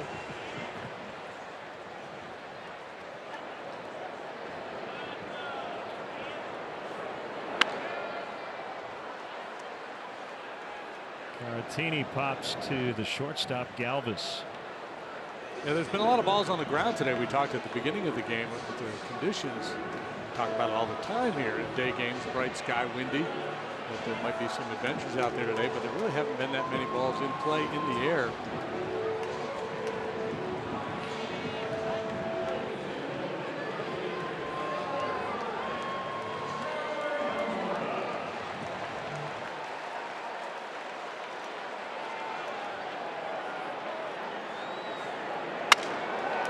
This is going to be a very quick 1, 2, 3. 99.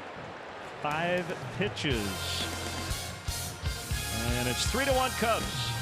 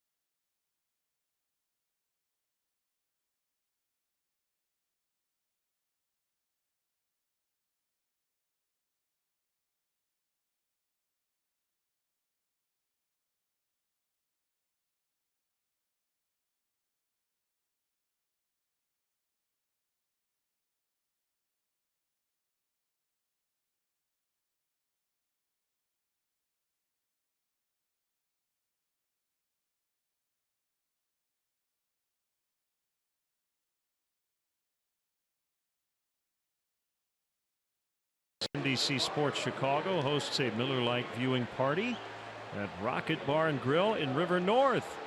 Join Kelly Crawl and watch Chicago take on Kansas City and enjoy free giveaways.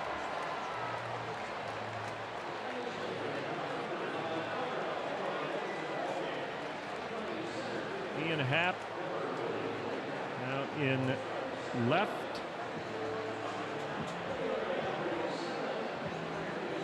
Mora in center.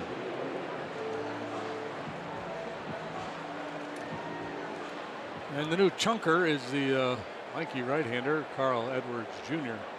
for the 35th time. Carries a 2.70 ERA to the mound with him and a whole bunch of strikeouts.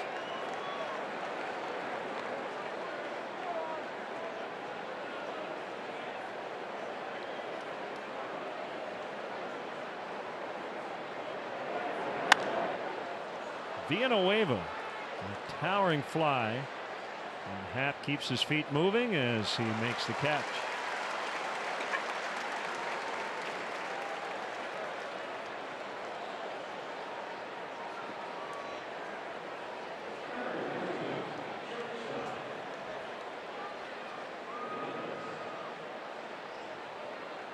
Jose Quintana today, outstanding. 6 innings, 4 hits, a run. It was earned. No walks, 6 strikeouts.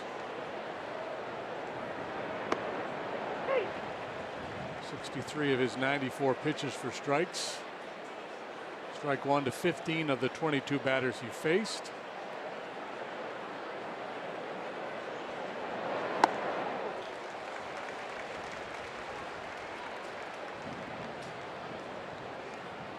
A very positive outing.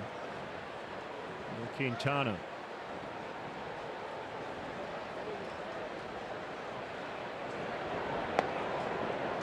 I think town has got a little bit of a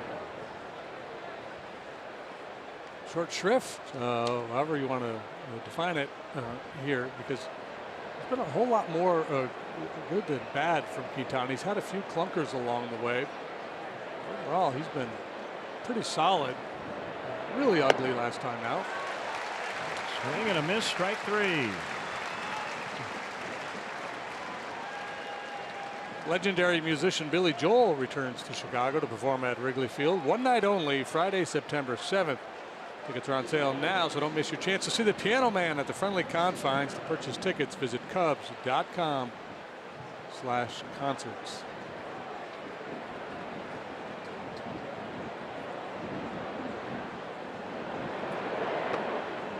Morello takes a curve low.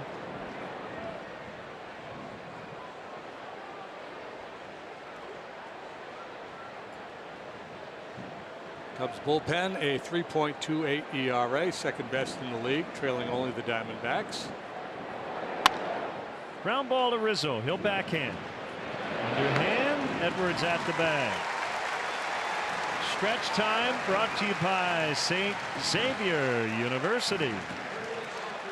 Stretch, please direct your attention to the outfield video board.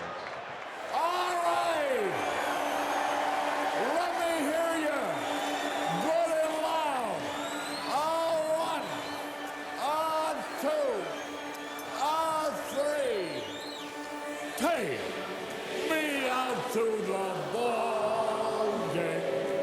Take me out to the crowd. Buy me some peanuts and Cracker Jack. I don't care if I ever get back. Oh, it's root for the Cubbies. If they don't win, it's a shame, for it's 1, 2, 3 strikes are out at the old ball game.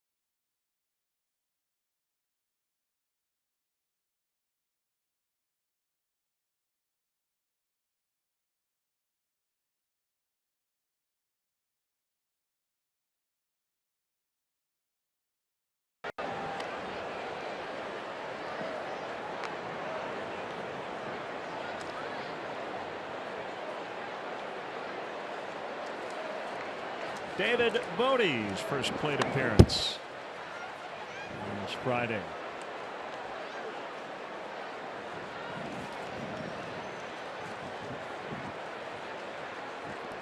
Small sample, but great numbers. Ball nose a couple of times yesterday, but for outs.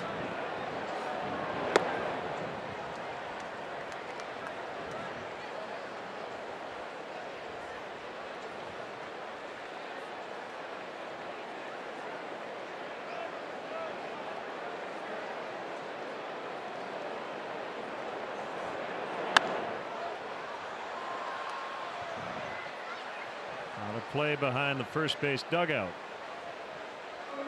98-99 here from Robert Stock.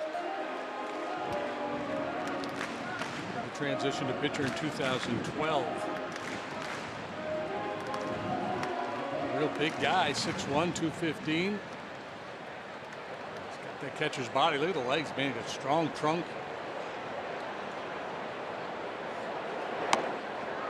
Bodie strikes out swinging. Padres bullpen's been good here lately.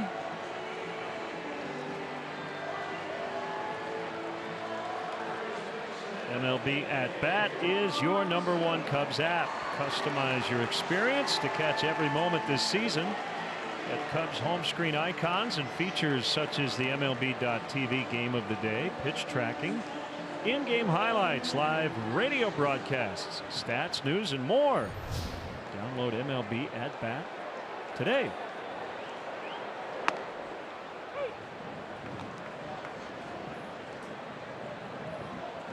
That's Anthony with a straight changeup.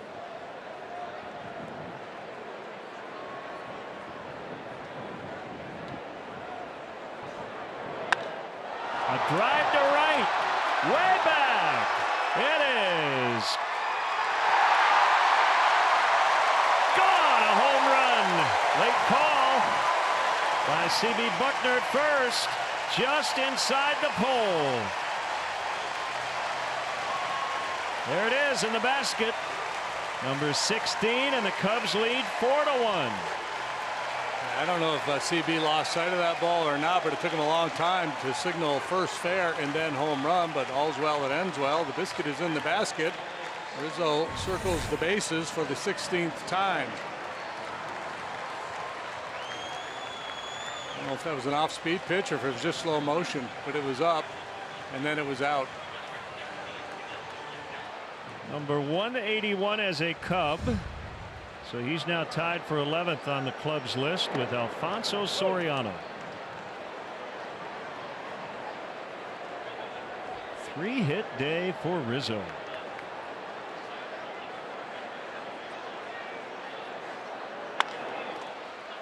Zobrist grounds to Galvis, who gets rid of it quickly. For out number 2.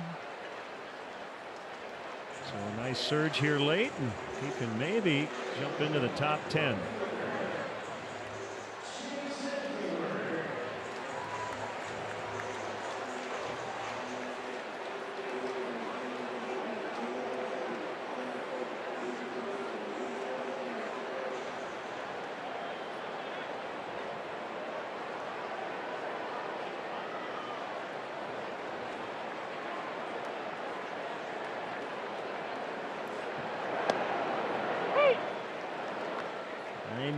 A strike.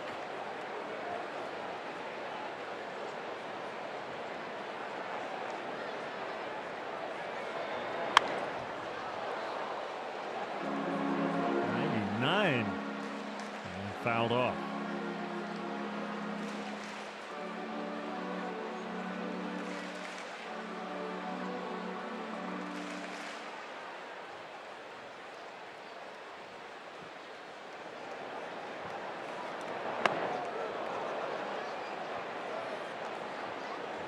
He's chucking it, isn't he? Yeah. There's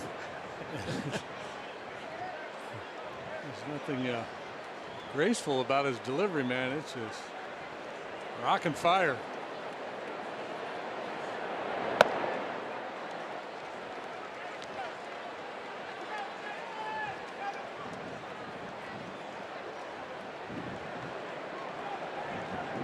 Hoffman started his career as a shortstop.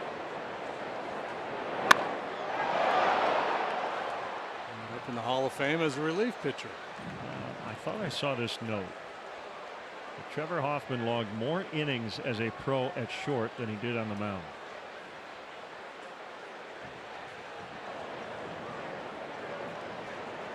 About 1,100 innings as a big league pitcher. Ground ball, nice play by Villanueva. Real solid over there today.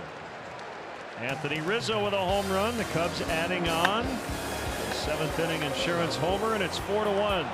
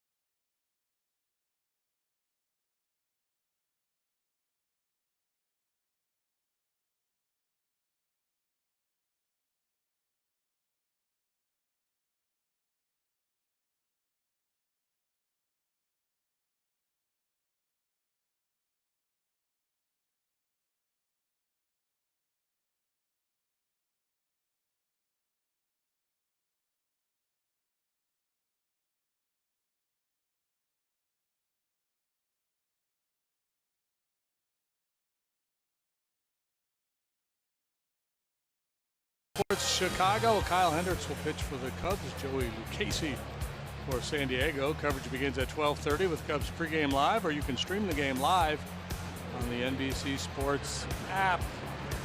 Professor looking to follow up an outstanding performance against St. Louis last time. Left-hander Joey Lucchese will pitch for the Padres.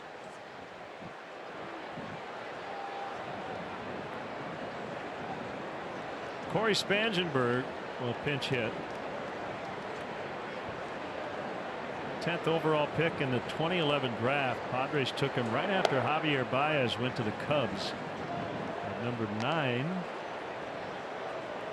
which was right behind the Indians taking Francisco Lindor at number 8. George Springer went 11th.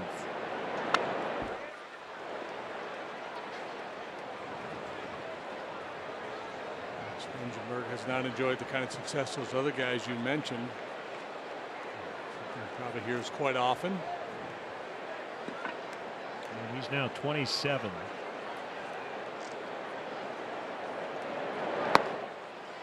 Second inning of work for Edwards.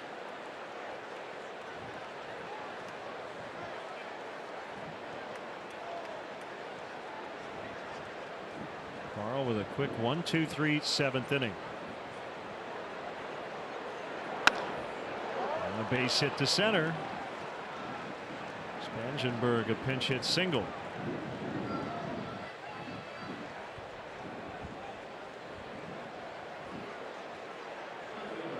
Phil Hughes up for the Padres.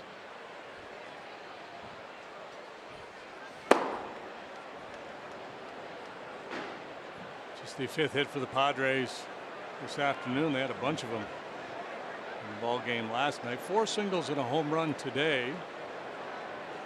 Spangenberg has outstanding speed. Bodie in on the grass at third, and a whiff by Jankowski.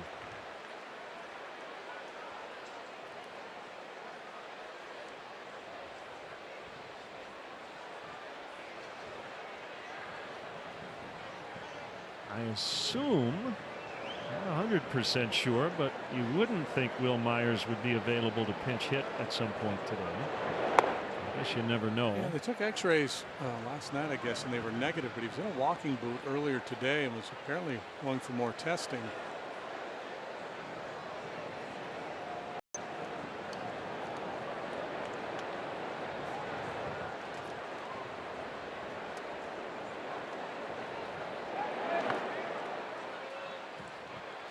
Technique by Caratini to block that curveball.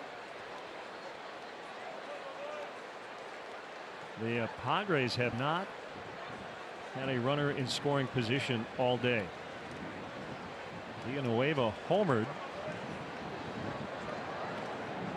The base runners have been hard to come by. Other than that, as JD referenced.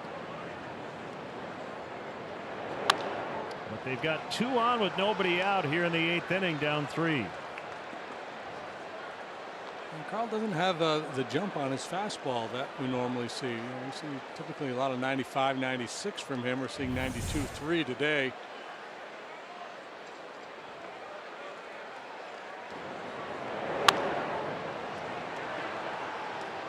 Joe's going to make a change. He's got Cishek ready. A parade of right-handed batters coming up. Cishek jogging toward the mound. Addison Russell will enter the game as well. We are back in a minute. Cubs lead 4-1 in the 8th.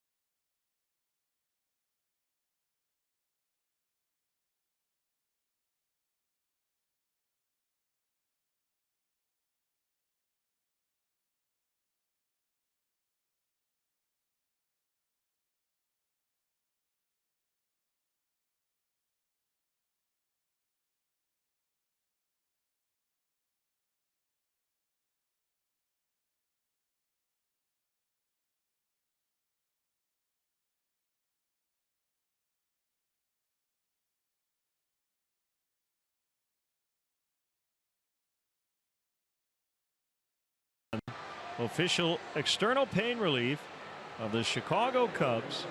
And it's veteran Steve Cishek with runners at first and second and nobody out.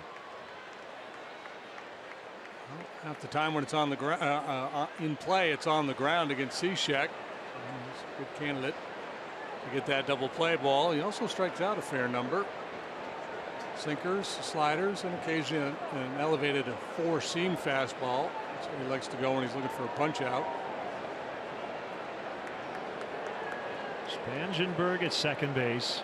Jankowski at first. Good speed. There is Manuel Margot. Slider strike. Yeah, I would think if you were going to put together a relay team on the Padres, Spangenberg, Jankowski, and Margot would be 3 of the 4. So it's going to be hard to turn this triple play, but it's doable. Fastball downstairs, 1-1. Quintana, Edwards, and Cishek for the Cubs. Ross and Stock so far for the Padres.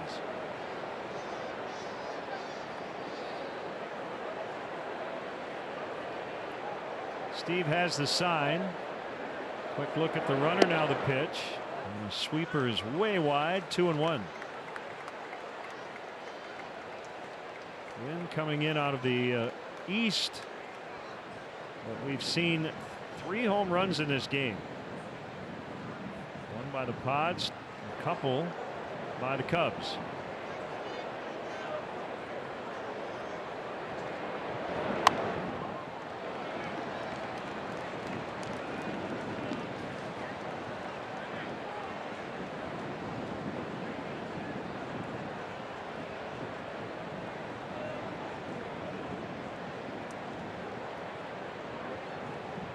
Andy Rosario back on the roster and getting loose, replacing Brian Dunsing, who went to the disabled list earlier this morning.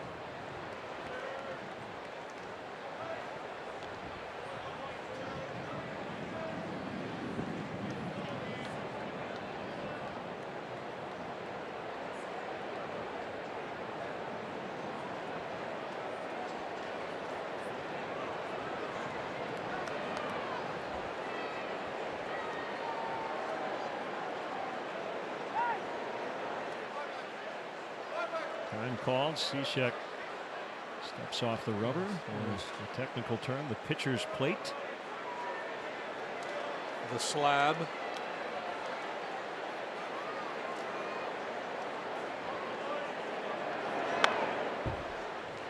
Well, one of those situations here where the 8th inning is likely to be more precarious than the 9th. Certainly now with a couple of guys on base, nobody out, protecting this 3-run lead, top of the order.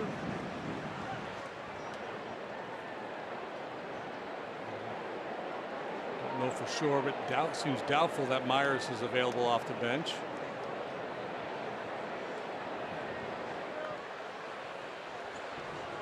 Cubs using their first official mound visit here in the 8th inning.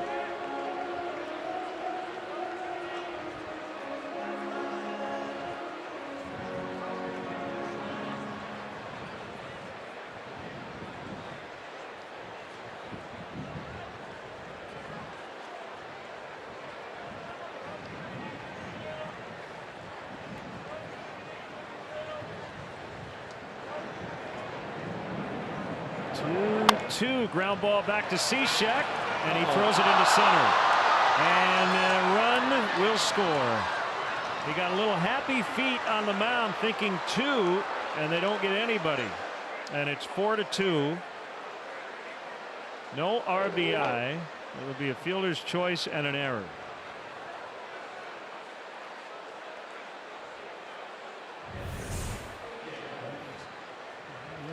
Seen this from Cishek before. We've seen other pitchers in the past having a hard time making throws to the bases. He did in his haste. He never really got the handle on the ball.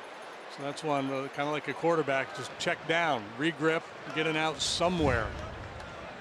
A little subtle play by Javier Baez.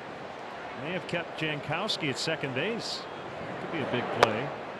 as he acted like he was catching the ball and turning two, and Jankowski was unable to advance to third. So he slides in, and he did take a look, but decided not to try for third.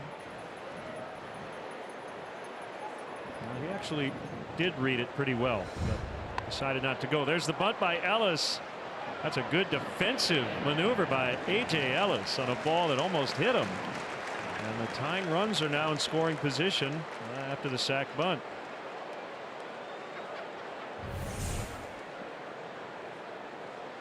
And this ball riding in is going to hit him in the nose face. if he doesn't get the bunt down. Anthony, who plays the bunt so aggressively, is kind of out of the picture. Did that hit his leg? Apparently not.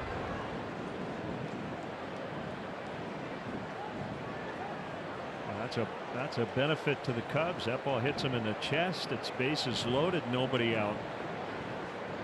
Swing and a miss on a slider by Renfroe.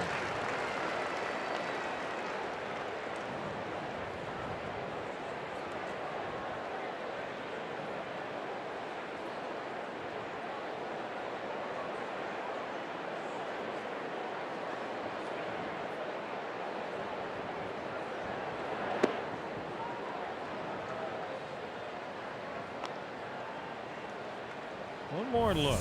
Yeah, that's. I thought I hit him in the leg at our first look at it. Yeah, Sure right did. off the knee. That Yeah. should have been a foul ball. Nobody caught it. Nobody said anything.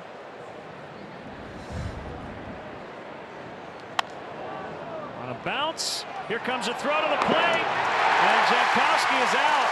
He hesitated. Did not go right off the bat on contact. Baez throws him out. Baez, his arm allows him to make plays that others cannot, and again, so does his nerve. That's a gutsy play because you're playing back there, so your focus is to make sure you get it out, not necessarily cut down the run at home plate. He probably feels like he's got a free pass. He's assuming Baez is going to make the play at first base. And that's just a read play by Baez. He sees where Jankowski is. He knows his own arm.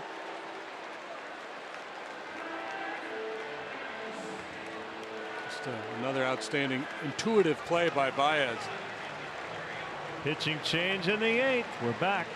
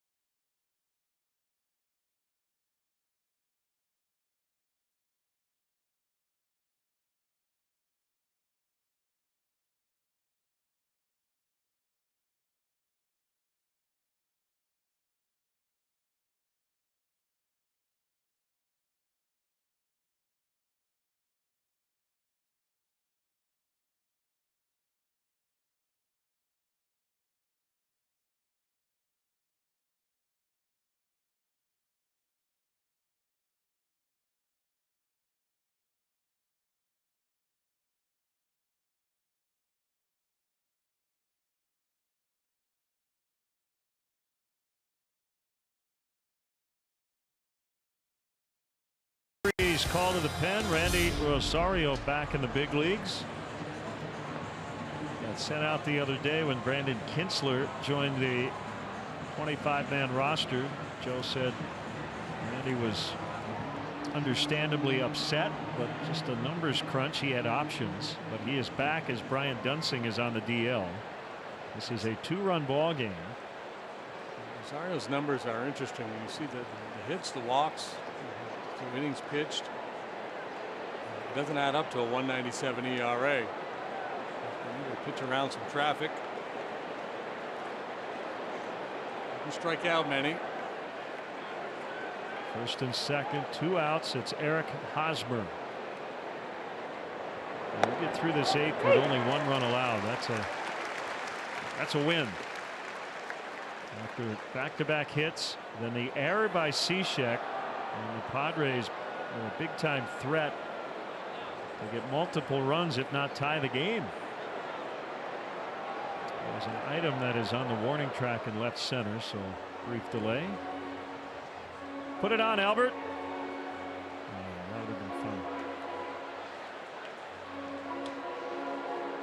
He was joking about it. Please secure your umbrella hats, folks.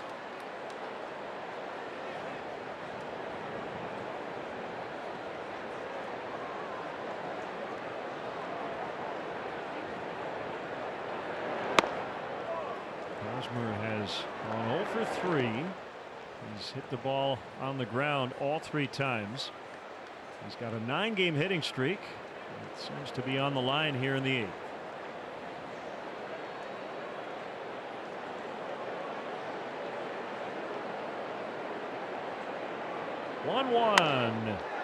Hit foul. Rosario got away with one there. Elevated breaking ball. I'm guessing Hosmer is not sitting slider, certainly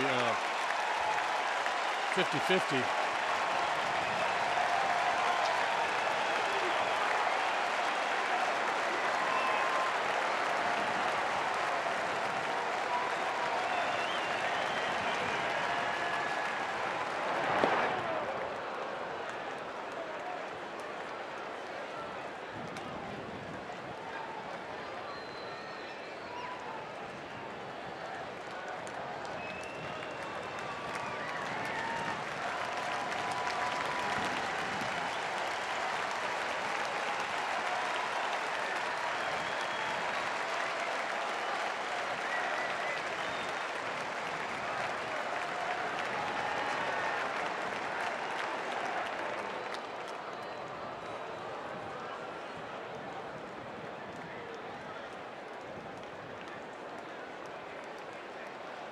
Kinsler pitched a couple of nights ago in Pittsburgh.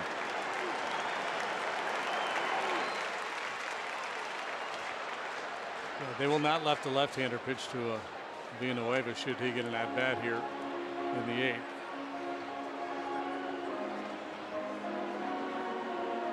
Mentioned earlier, Hosmer has really struggled against left-handed pitching this year, but normally he's good against them. High average hitter. He's in there well.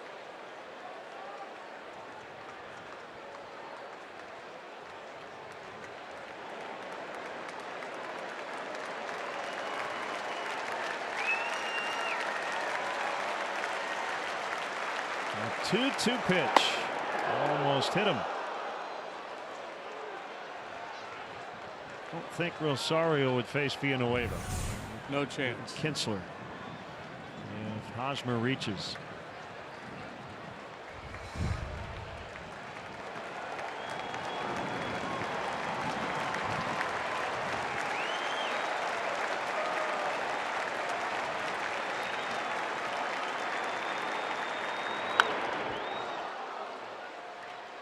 A gapper here could tie it. 3-2, runners going with 2 outs.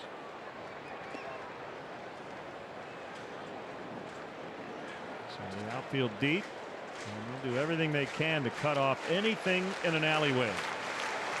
Pretty good heater there at 94 on the last one, and Hosmer, a little bit of a late defensive swing, protecting against the slider, spreading out, line this ball the other way unless he gets a mistake breaking ball. This was another good pitch.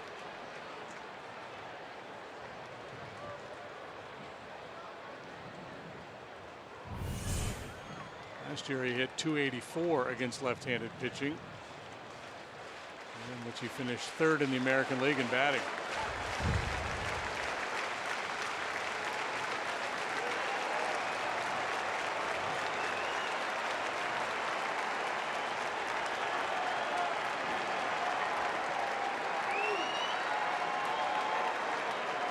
Another 3-2. He walked pitching change. Inning started with Edwards, then Cishek, then Rosario, and now it'll be Kinsler. Yeah, boy, another good pitch. That was good work by Rosario. He really made quality pitches. He didn't want to give in to Hosmer there. Almost got him to chase that last one. No flipping. 4-2, 8th inning.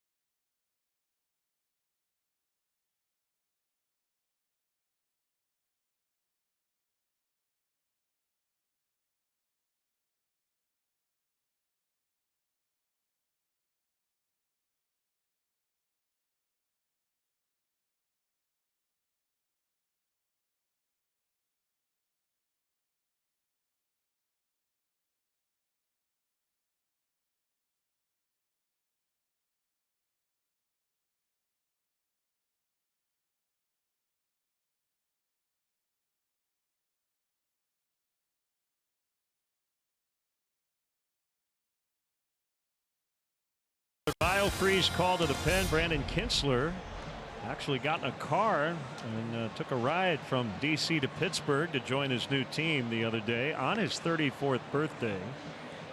He said it's such a long ride to the airport in D.C. and then probably 40 minutes from the airport in Pittsburgh to the ballpark. So just cut out the middleman, so to speak. And he pitched well. He's up against it right here. He comes in with the bases loaded and a dangerous hitter in the batter's box. Villanueva with 20 home runs leads all major league rookies. And mentioned it a few times. Most of that damage has come against left-handed pitching. Kinsler, heavy fastball about 80% of the time, and usually it's going to be a sinker. Feels like he's been throwing the ball well since he came off the DL. In late June, he had a right forearm flexor strain. And the first pitch strike on Villanueva. Brandon did not have any prior relationships with any of the guys in the clubhouse. He said he did once rent Steve Cishek's house, but didn't know him beyond that. And he said, I've faced these guys for a long time. And a liner to Bodie. That's good work. Good line out induced. 4-2 Cubs in the 8th.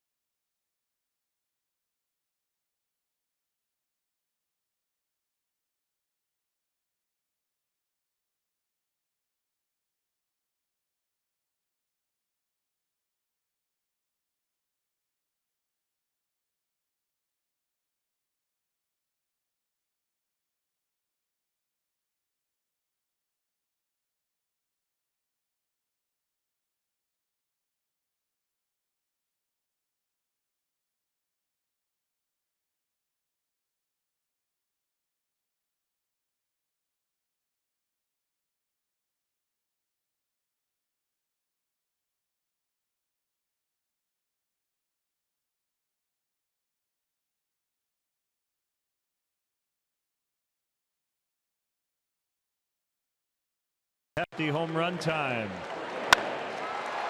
Baez to the opposite way. That gave the Cubs the early 1-0 lead. His 23rd. Rizzo with an insurance blast, number 16. Later in the 7th.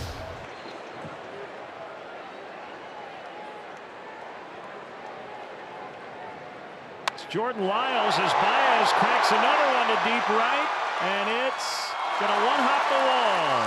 Baez trying for 3. The throw there. Save! He's always safe. We were having that conversation yesterday about the most exciting play in baseball. I'm going to go with the Javi Baez triple. Because even when it looks like they got a shot at him, he manages to pull it off. And this is what he's been doing well again lately. Other field, the home run to right, now 3-base hit. And Renfroe's got that cannon. The ball's well ahead of him. But he gets the back corner. And then the left hand hanging on for dear life. Again, no challenges available now late in the game. They could ask for a review. This is similar to the Russell play in Pittsburgh the other night, where the first hand was safe and then came off the bag. Look at I that. don't think he ever got him. He's waving. Reach over the glove and back to the bag. Unbelievable. Trying to tag a hummingbird. A strike to Happ with the infield in.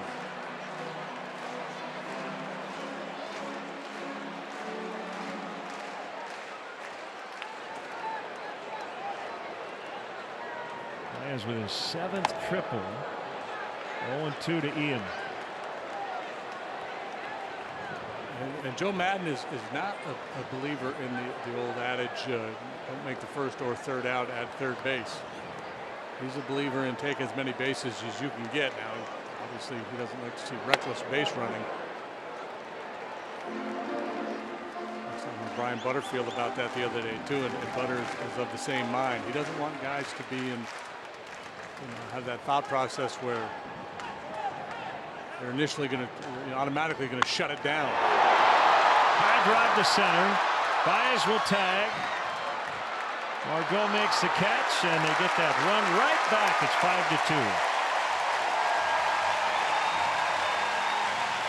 And it's a Gallagher insurance run.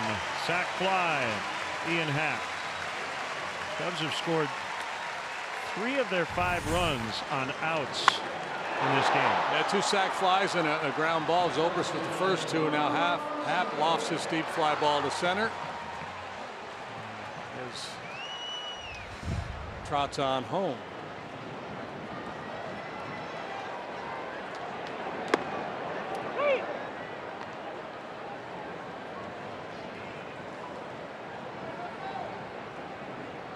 Lyles recently missed over a month with right elbow inflammation.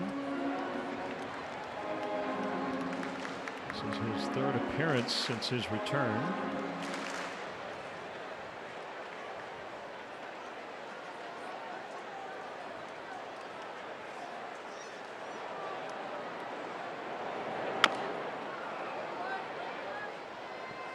Two on Russell, who just came in to play shortstop. Lyles first came to the big leagues with the Astros back in 2011. He's still only 27. Been around a long time. Houston traded him to the Rockies with Brandon Barnes in the Dexter Fowler deal. Galvis with a bobble. Knew he had to hurry. And it'll be an infield hit. Hits have been hard to come by for Addison of late, so he'll take anything he can get.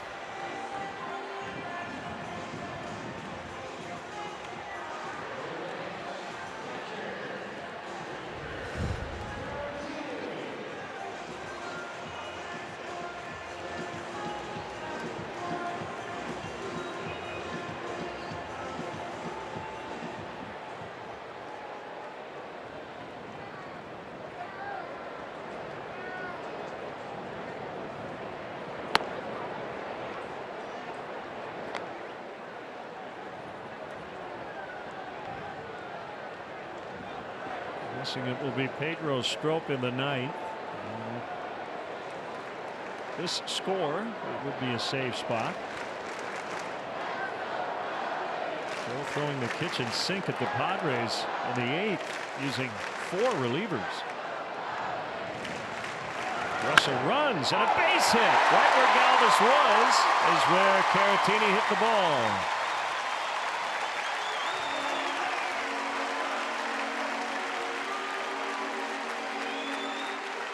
First hit of the day for Victor.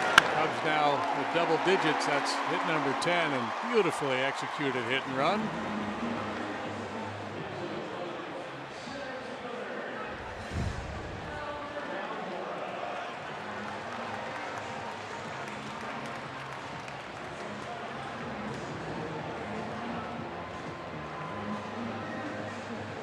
More a pinch hit. Grounded out in the sixth. He's now playing center.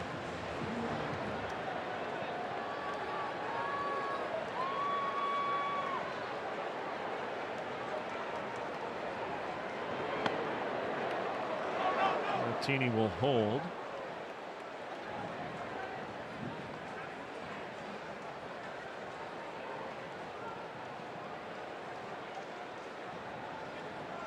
Philosophical question. For Pedro Strop, do you want the Cubs to score right here? Thereby losing your save opportunity. Most guys would prefer the save chance.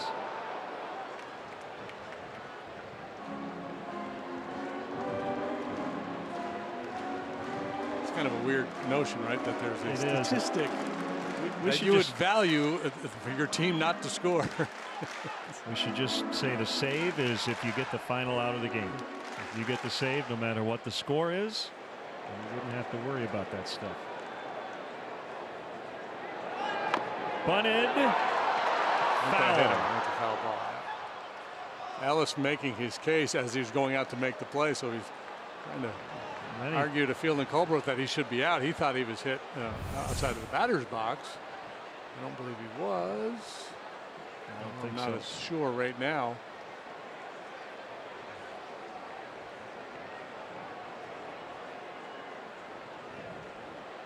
No, got him in there. I think if you get the hand first, didn't it? Yep. He's still in the box.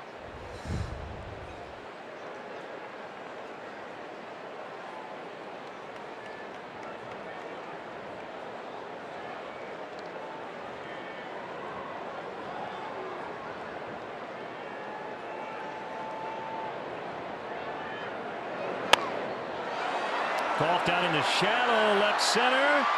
Galvis with a sliding catch, and everybody holds. That is a terrific play by Freddie Galvis. Sure was. It looked like a little return of serve lob from Albert, and he ultimately catches that ball with his bare hand, deflects it.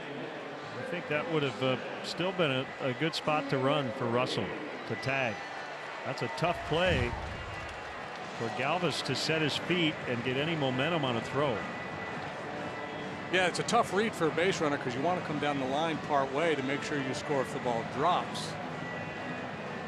And then, do you have enough time to scramble back and tag once the ball is secured?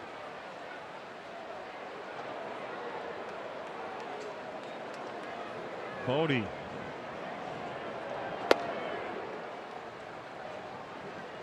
Swinging strike.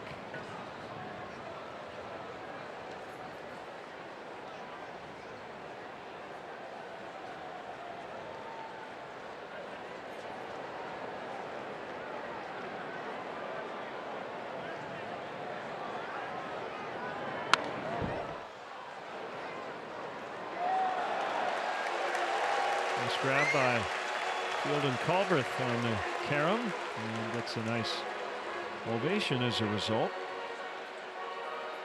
They don't call him Fielding for nothing.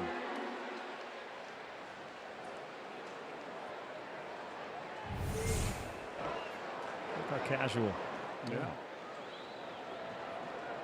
Sweet play. The 2-strike pitch from Lyles. Swing and a miss, and that will take us to the ninth. It's the Cubs 5 and the Padres 2.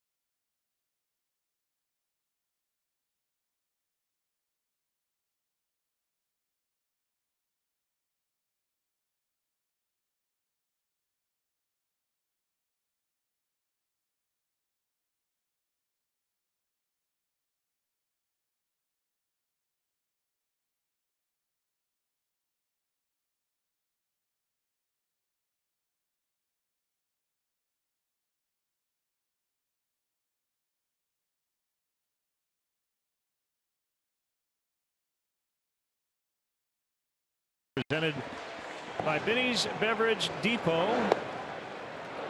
Jose Quintana, 6 quality innings, 4 hits, 1 run. He didn't walk anybody. He struck out 6. Always nice to pitch well, but especially so coming after a really rough one last time out. Which is ERA to 4.12 from 4.26. His game to win. Pedro Strop's game to save. He's picked up 5 of those. He's working for the 45th time. 2.51 the ERA. The ability of Quintana to go 6 is what allowed Joe Madden to really mix and match there in the 8th. Edwards worked the 7th, and CJ 1 of 4 to work in the 8th, and finally put that inning to bed. And now Strop comes in with a 3-run lead. 6, 7, 8 to bat for the Pods. His job should be easy. Should be.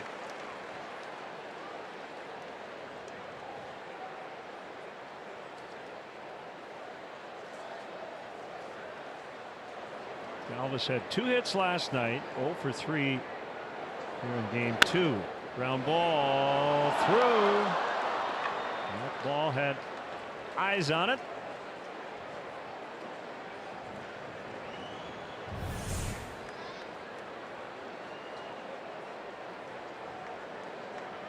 Leadoff man has reached.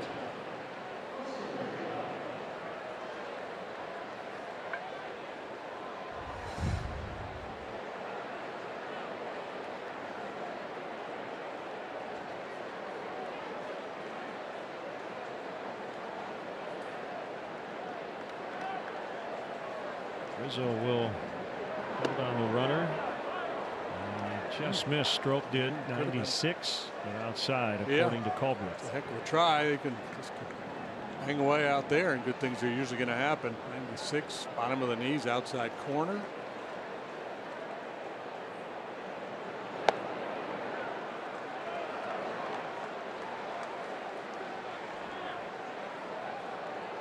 Padres pesky here in the late innings. Scored 1 in the 8th and ultimately left the bases loaded. 2 and 1 to Perella. Scored 5 runs off the Cubs bullpen in the ball game yesterday. Chavez, Wilson, and Dunsing all got nicked up a little bit.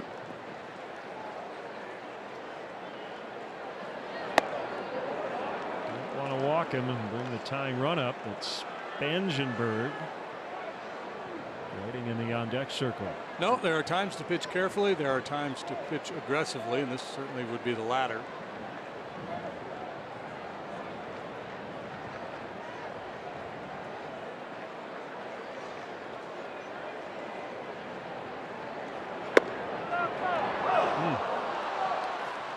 So 2 real close ones in the sequence did not go his way. Yeah, and I don't know what he was trying to do with that pitch, but that's one, again, I think you got to be willing to throw that one over the plate a little bit more, and maybe he was trying to. I mean, that's in a vacuum, that's a quality pitch because it certainly could have been called a strike, but you don't want to put that in the umpire's hands there. 3-1 with a 3-run lead and a guy who doesn't have a lot of power. Looked like Jim Hickey in terms of his body language, almost saying just forget about what's going on here. Attack the hitter.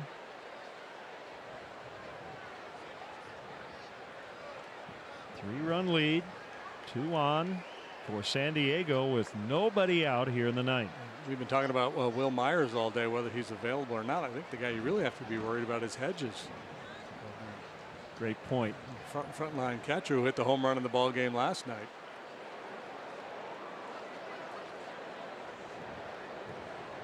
Yeah, he's got a bat right in the middle of their dugout.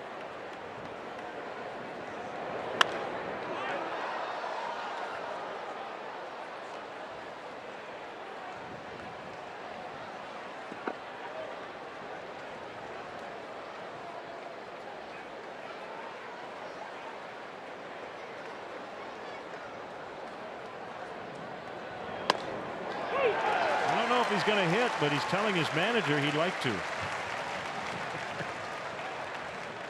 Standing right in the middle of the dugout. 0-2.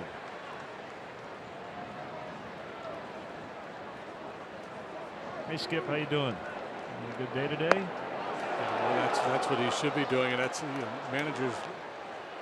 They hate it when they look down there and the guys, sitting on the bench, and all the bench guys at this stage, and bat in hand, maybe you throw the helmet on. I'm ready to go, Skip. I don't want it to be a situation where the bench coach has to go over and tap the guy in the knee, but hey, get ready, you might hit here.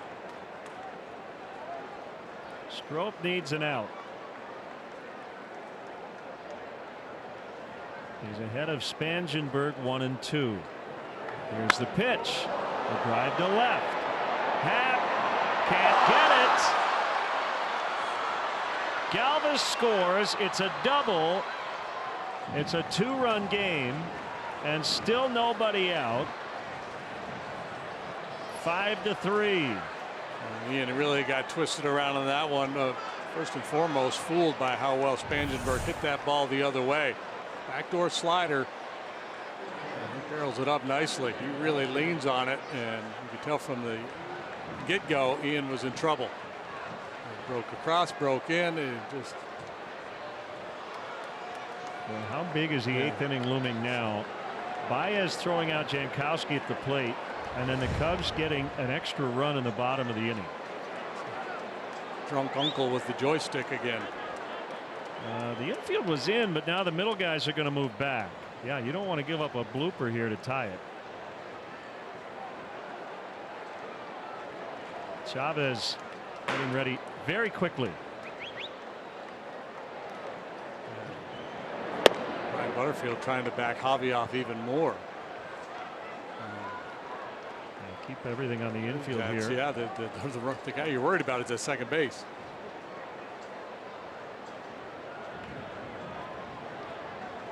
He's quieted things down here at Wrigley Field. The Padres threatening big time. They've already scored 1, and it's 2-0 on Travis Jankowski.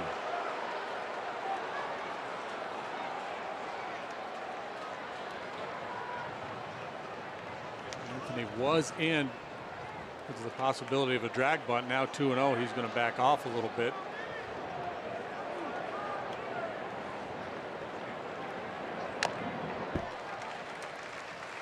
After a high one, it's 2-1.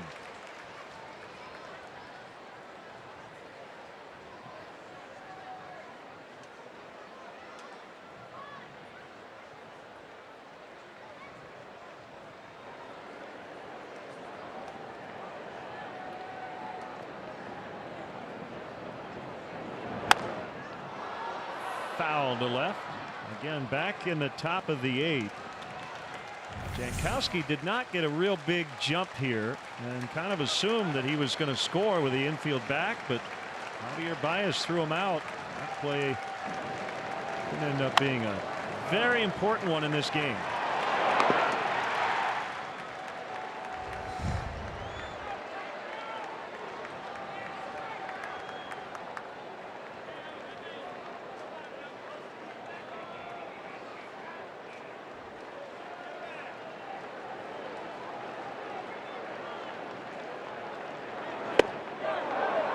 Three and two.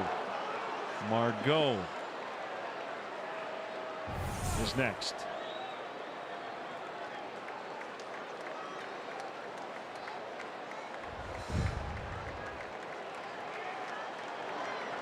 Nail biter here at Wrigley. Cubs lead by 2. The 3-2 is hit hard foul.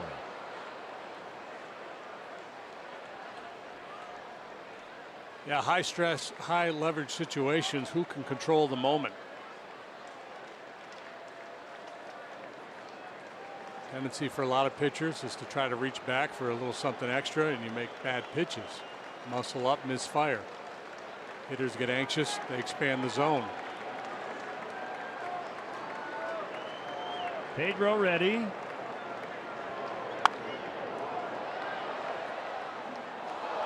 Jankowski looks locked in. He's 2 for 3. And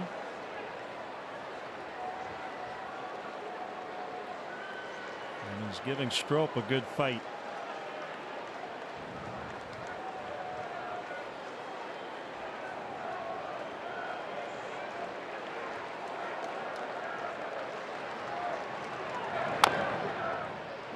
One will score. And Jankowski with a 2 for 1. The tying run now at third with 1 out. It's 5-4. So it kind of looked like a big nothing, but that could be a big play for the Padres. Yeah, that was great work by Jankowski. Down ball to the right side. Delivers one, and Margot up there with the man on third base. I believe the Cubs will bring their infield in now, right? Oh, absolutely. Yeah, so here comes Russell. He was back. He'll move in with Baez. Rizzo on the grass at first. Swing and a miss. This is where hitters might get a little more aggressive than usual. They know they've got the tying run 90 feet away. Tying run's 90 feet away, and the infield's in.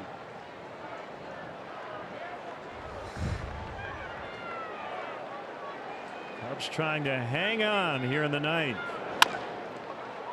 Throw goes to the plate. Out at the plate. And the Padres, I'm sure, will just ask for a review. Andy Green already saying, please look at it. And David Bodie continues to impress, both in the batter's box and in the field. Watch how quickly he gets rid of this baseball. Contact play is on. There's no panic at all. Slides over, two-hand catch, so he wastes no time at all making that transfer into the throwing hand. Tag applied. I don't think he ever got to the plate. Yeah, so no review. Okay. He was calling for a pinch hitter. Looked like he was indicating to review it. So 2 huge outs made at the plate here in the last 2 innings. Bodie and Baez gunning down Padre base runners, and it'll be Austin Hedges.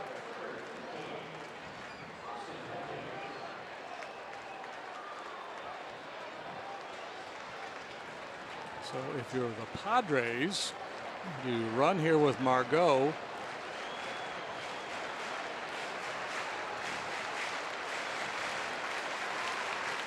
Hedges is a guy who has power.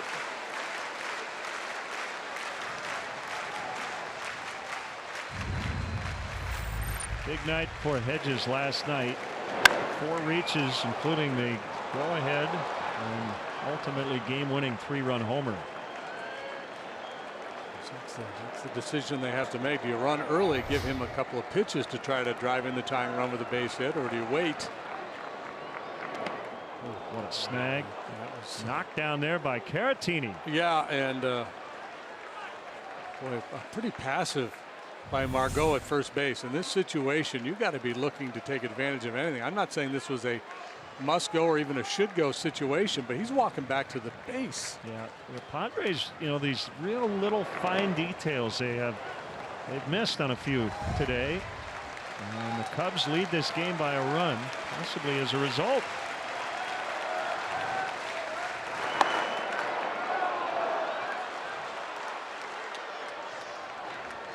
Wilson has joined Chavez.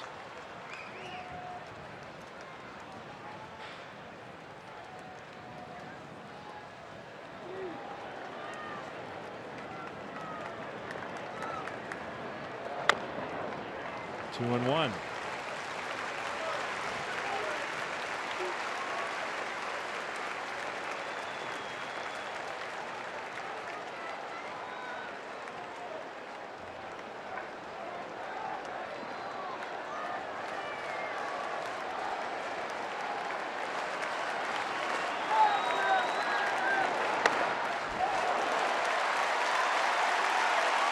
Two and two. Much less likely to do damage now that he's got 2 strikes on him. We're going to go for sure, obviously, on 3-2, but I'd be tempted if I were Andy Green to send him here. How much do you trust him to get a good jump? It's not Contreras behind the plate, it's Caratini. Taking a very aggressive lead. Swing and a miss. Cubs win.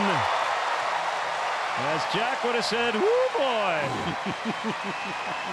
5-4 the final. Well, it was a grind at the end. 4 pitchers used in the 8th, drama in the 9th, but Strop able to finish it off.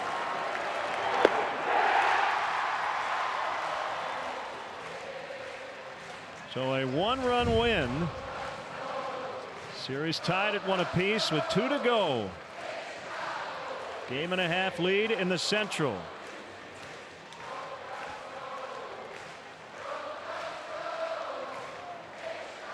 Quintana over Ross. Strop gets the save, his 6th. People are dancing like they didn't feel the stress at all of the moment there. Just kind of relaxed and enjoying the music. That was high drama in the top of the 9th. How about the day Baez has? Home run, triple, the play on Jankowski in the 8th at home plate.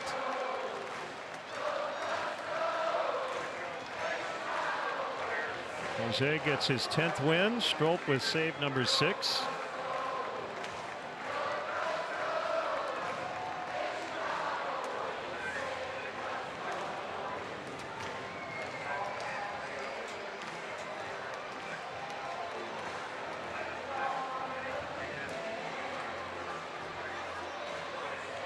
Kelly is on the field. It's our On the Diamond interview presented by James & Sons Fine Jewelers. Thanks a lot. Well, Anthony, do you think you can take a deep breath now? Yeah, that was a weird one. It was Pedro bared down there. We made a nice play. Bodie made a nice play there. Corey Spansberg on 3rd. He's a fast runner, so that's a nice win for us. We needed that. I saw you get in Stropey's ear. Say something to him. Yeah, a couple words. Made him laugh a little bit. That was a big play. Just wanted to loosen it up a little bit, but it was a nice win for us again. Well, Anthony, you're 4 for 7 now on this homestand. After what was kind of a tough series for you in Pittsburgh, how have you locked back in at the plate? Just stay with it. You know, just keep going. Stay with my routine. Stay with what's been working, and try not to get big when you're not getting results. So luckily today I got some results. Got one over the basket, and I'll take it. Yeah, 4th in your last 8th game. Well, okay, I thought it was kind of funny. You came up to me in the dugout, if you're willing to tell the viewers at home, when the timeout call made you head back to 2nd. What did you come over and say? If it was Javi running, definitely got it. He probably would have scored. He's just such a good heads-up base runner. It's amazing what he does. So when we try to emulate it, we all probably look a little silly, but that's just the way we play. We play fun and reckless. Thank you. Thanks for sharing. That was funny. And Javi did it again there. The swim move at third. Thanks a lot, Anthony. Guys, Anthony, 3 for a big afternoon as the Cubs win this one. All right, Kelly, thank you. Anthony receives a $500 gift card from James & Sons Fine Jewelers. So for JD, for Kelly, and our entire NBC Sports Chicago crew, Len Casper with your final. Cubs 5, Padres 4. We hit the airwaves at 12:30 tomorrow for Game 3. And coming up next, Blue Cross Blue Shield of Illinois. Post-game live. Stay tuned.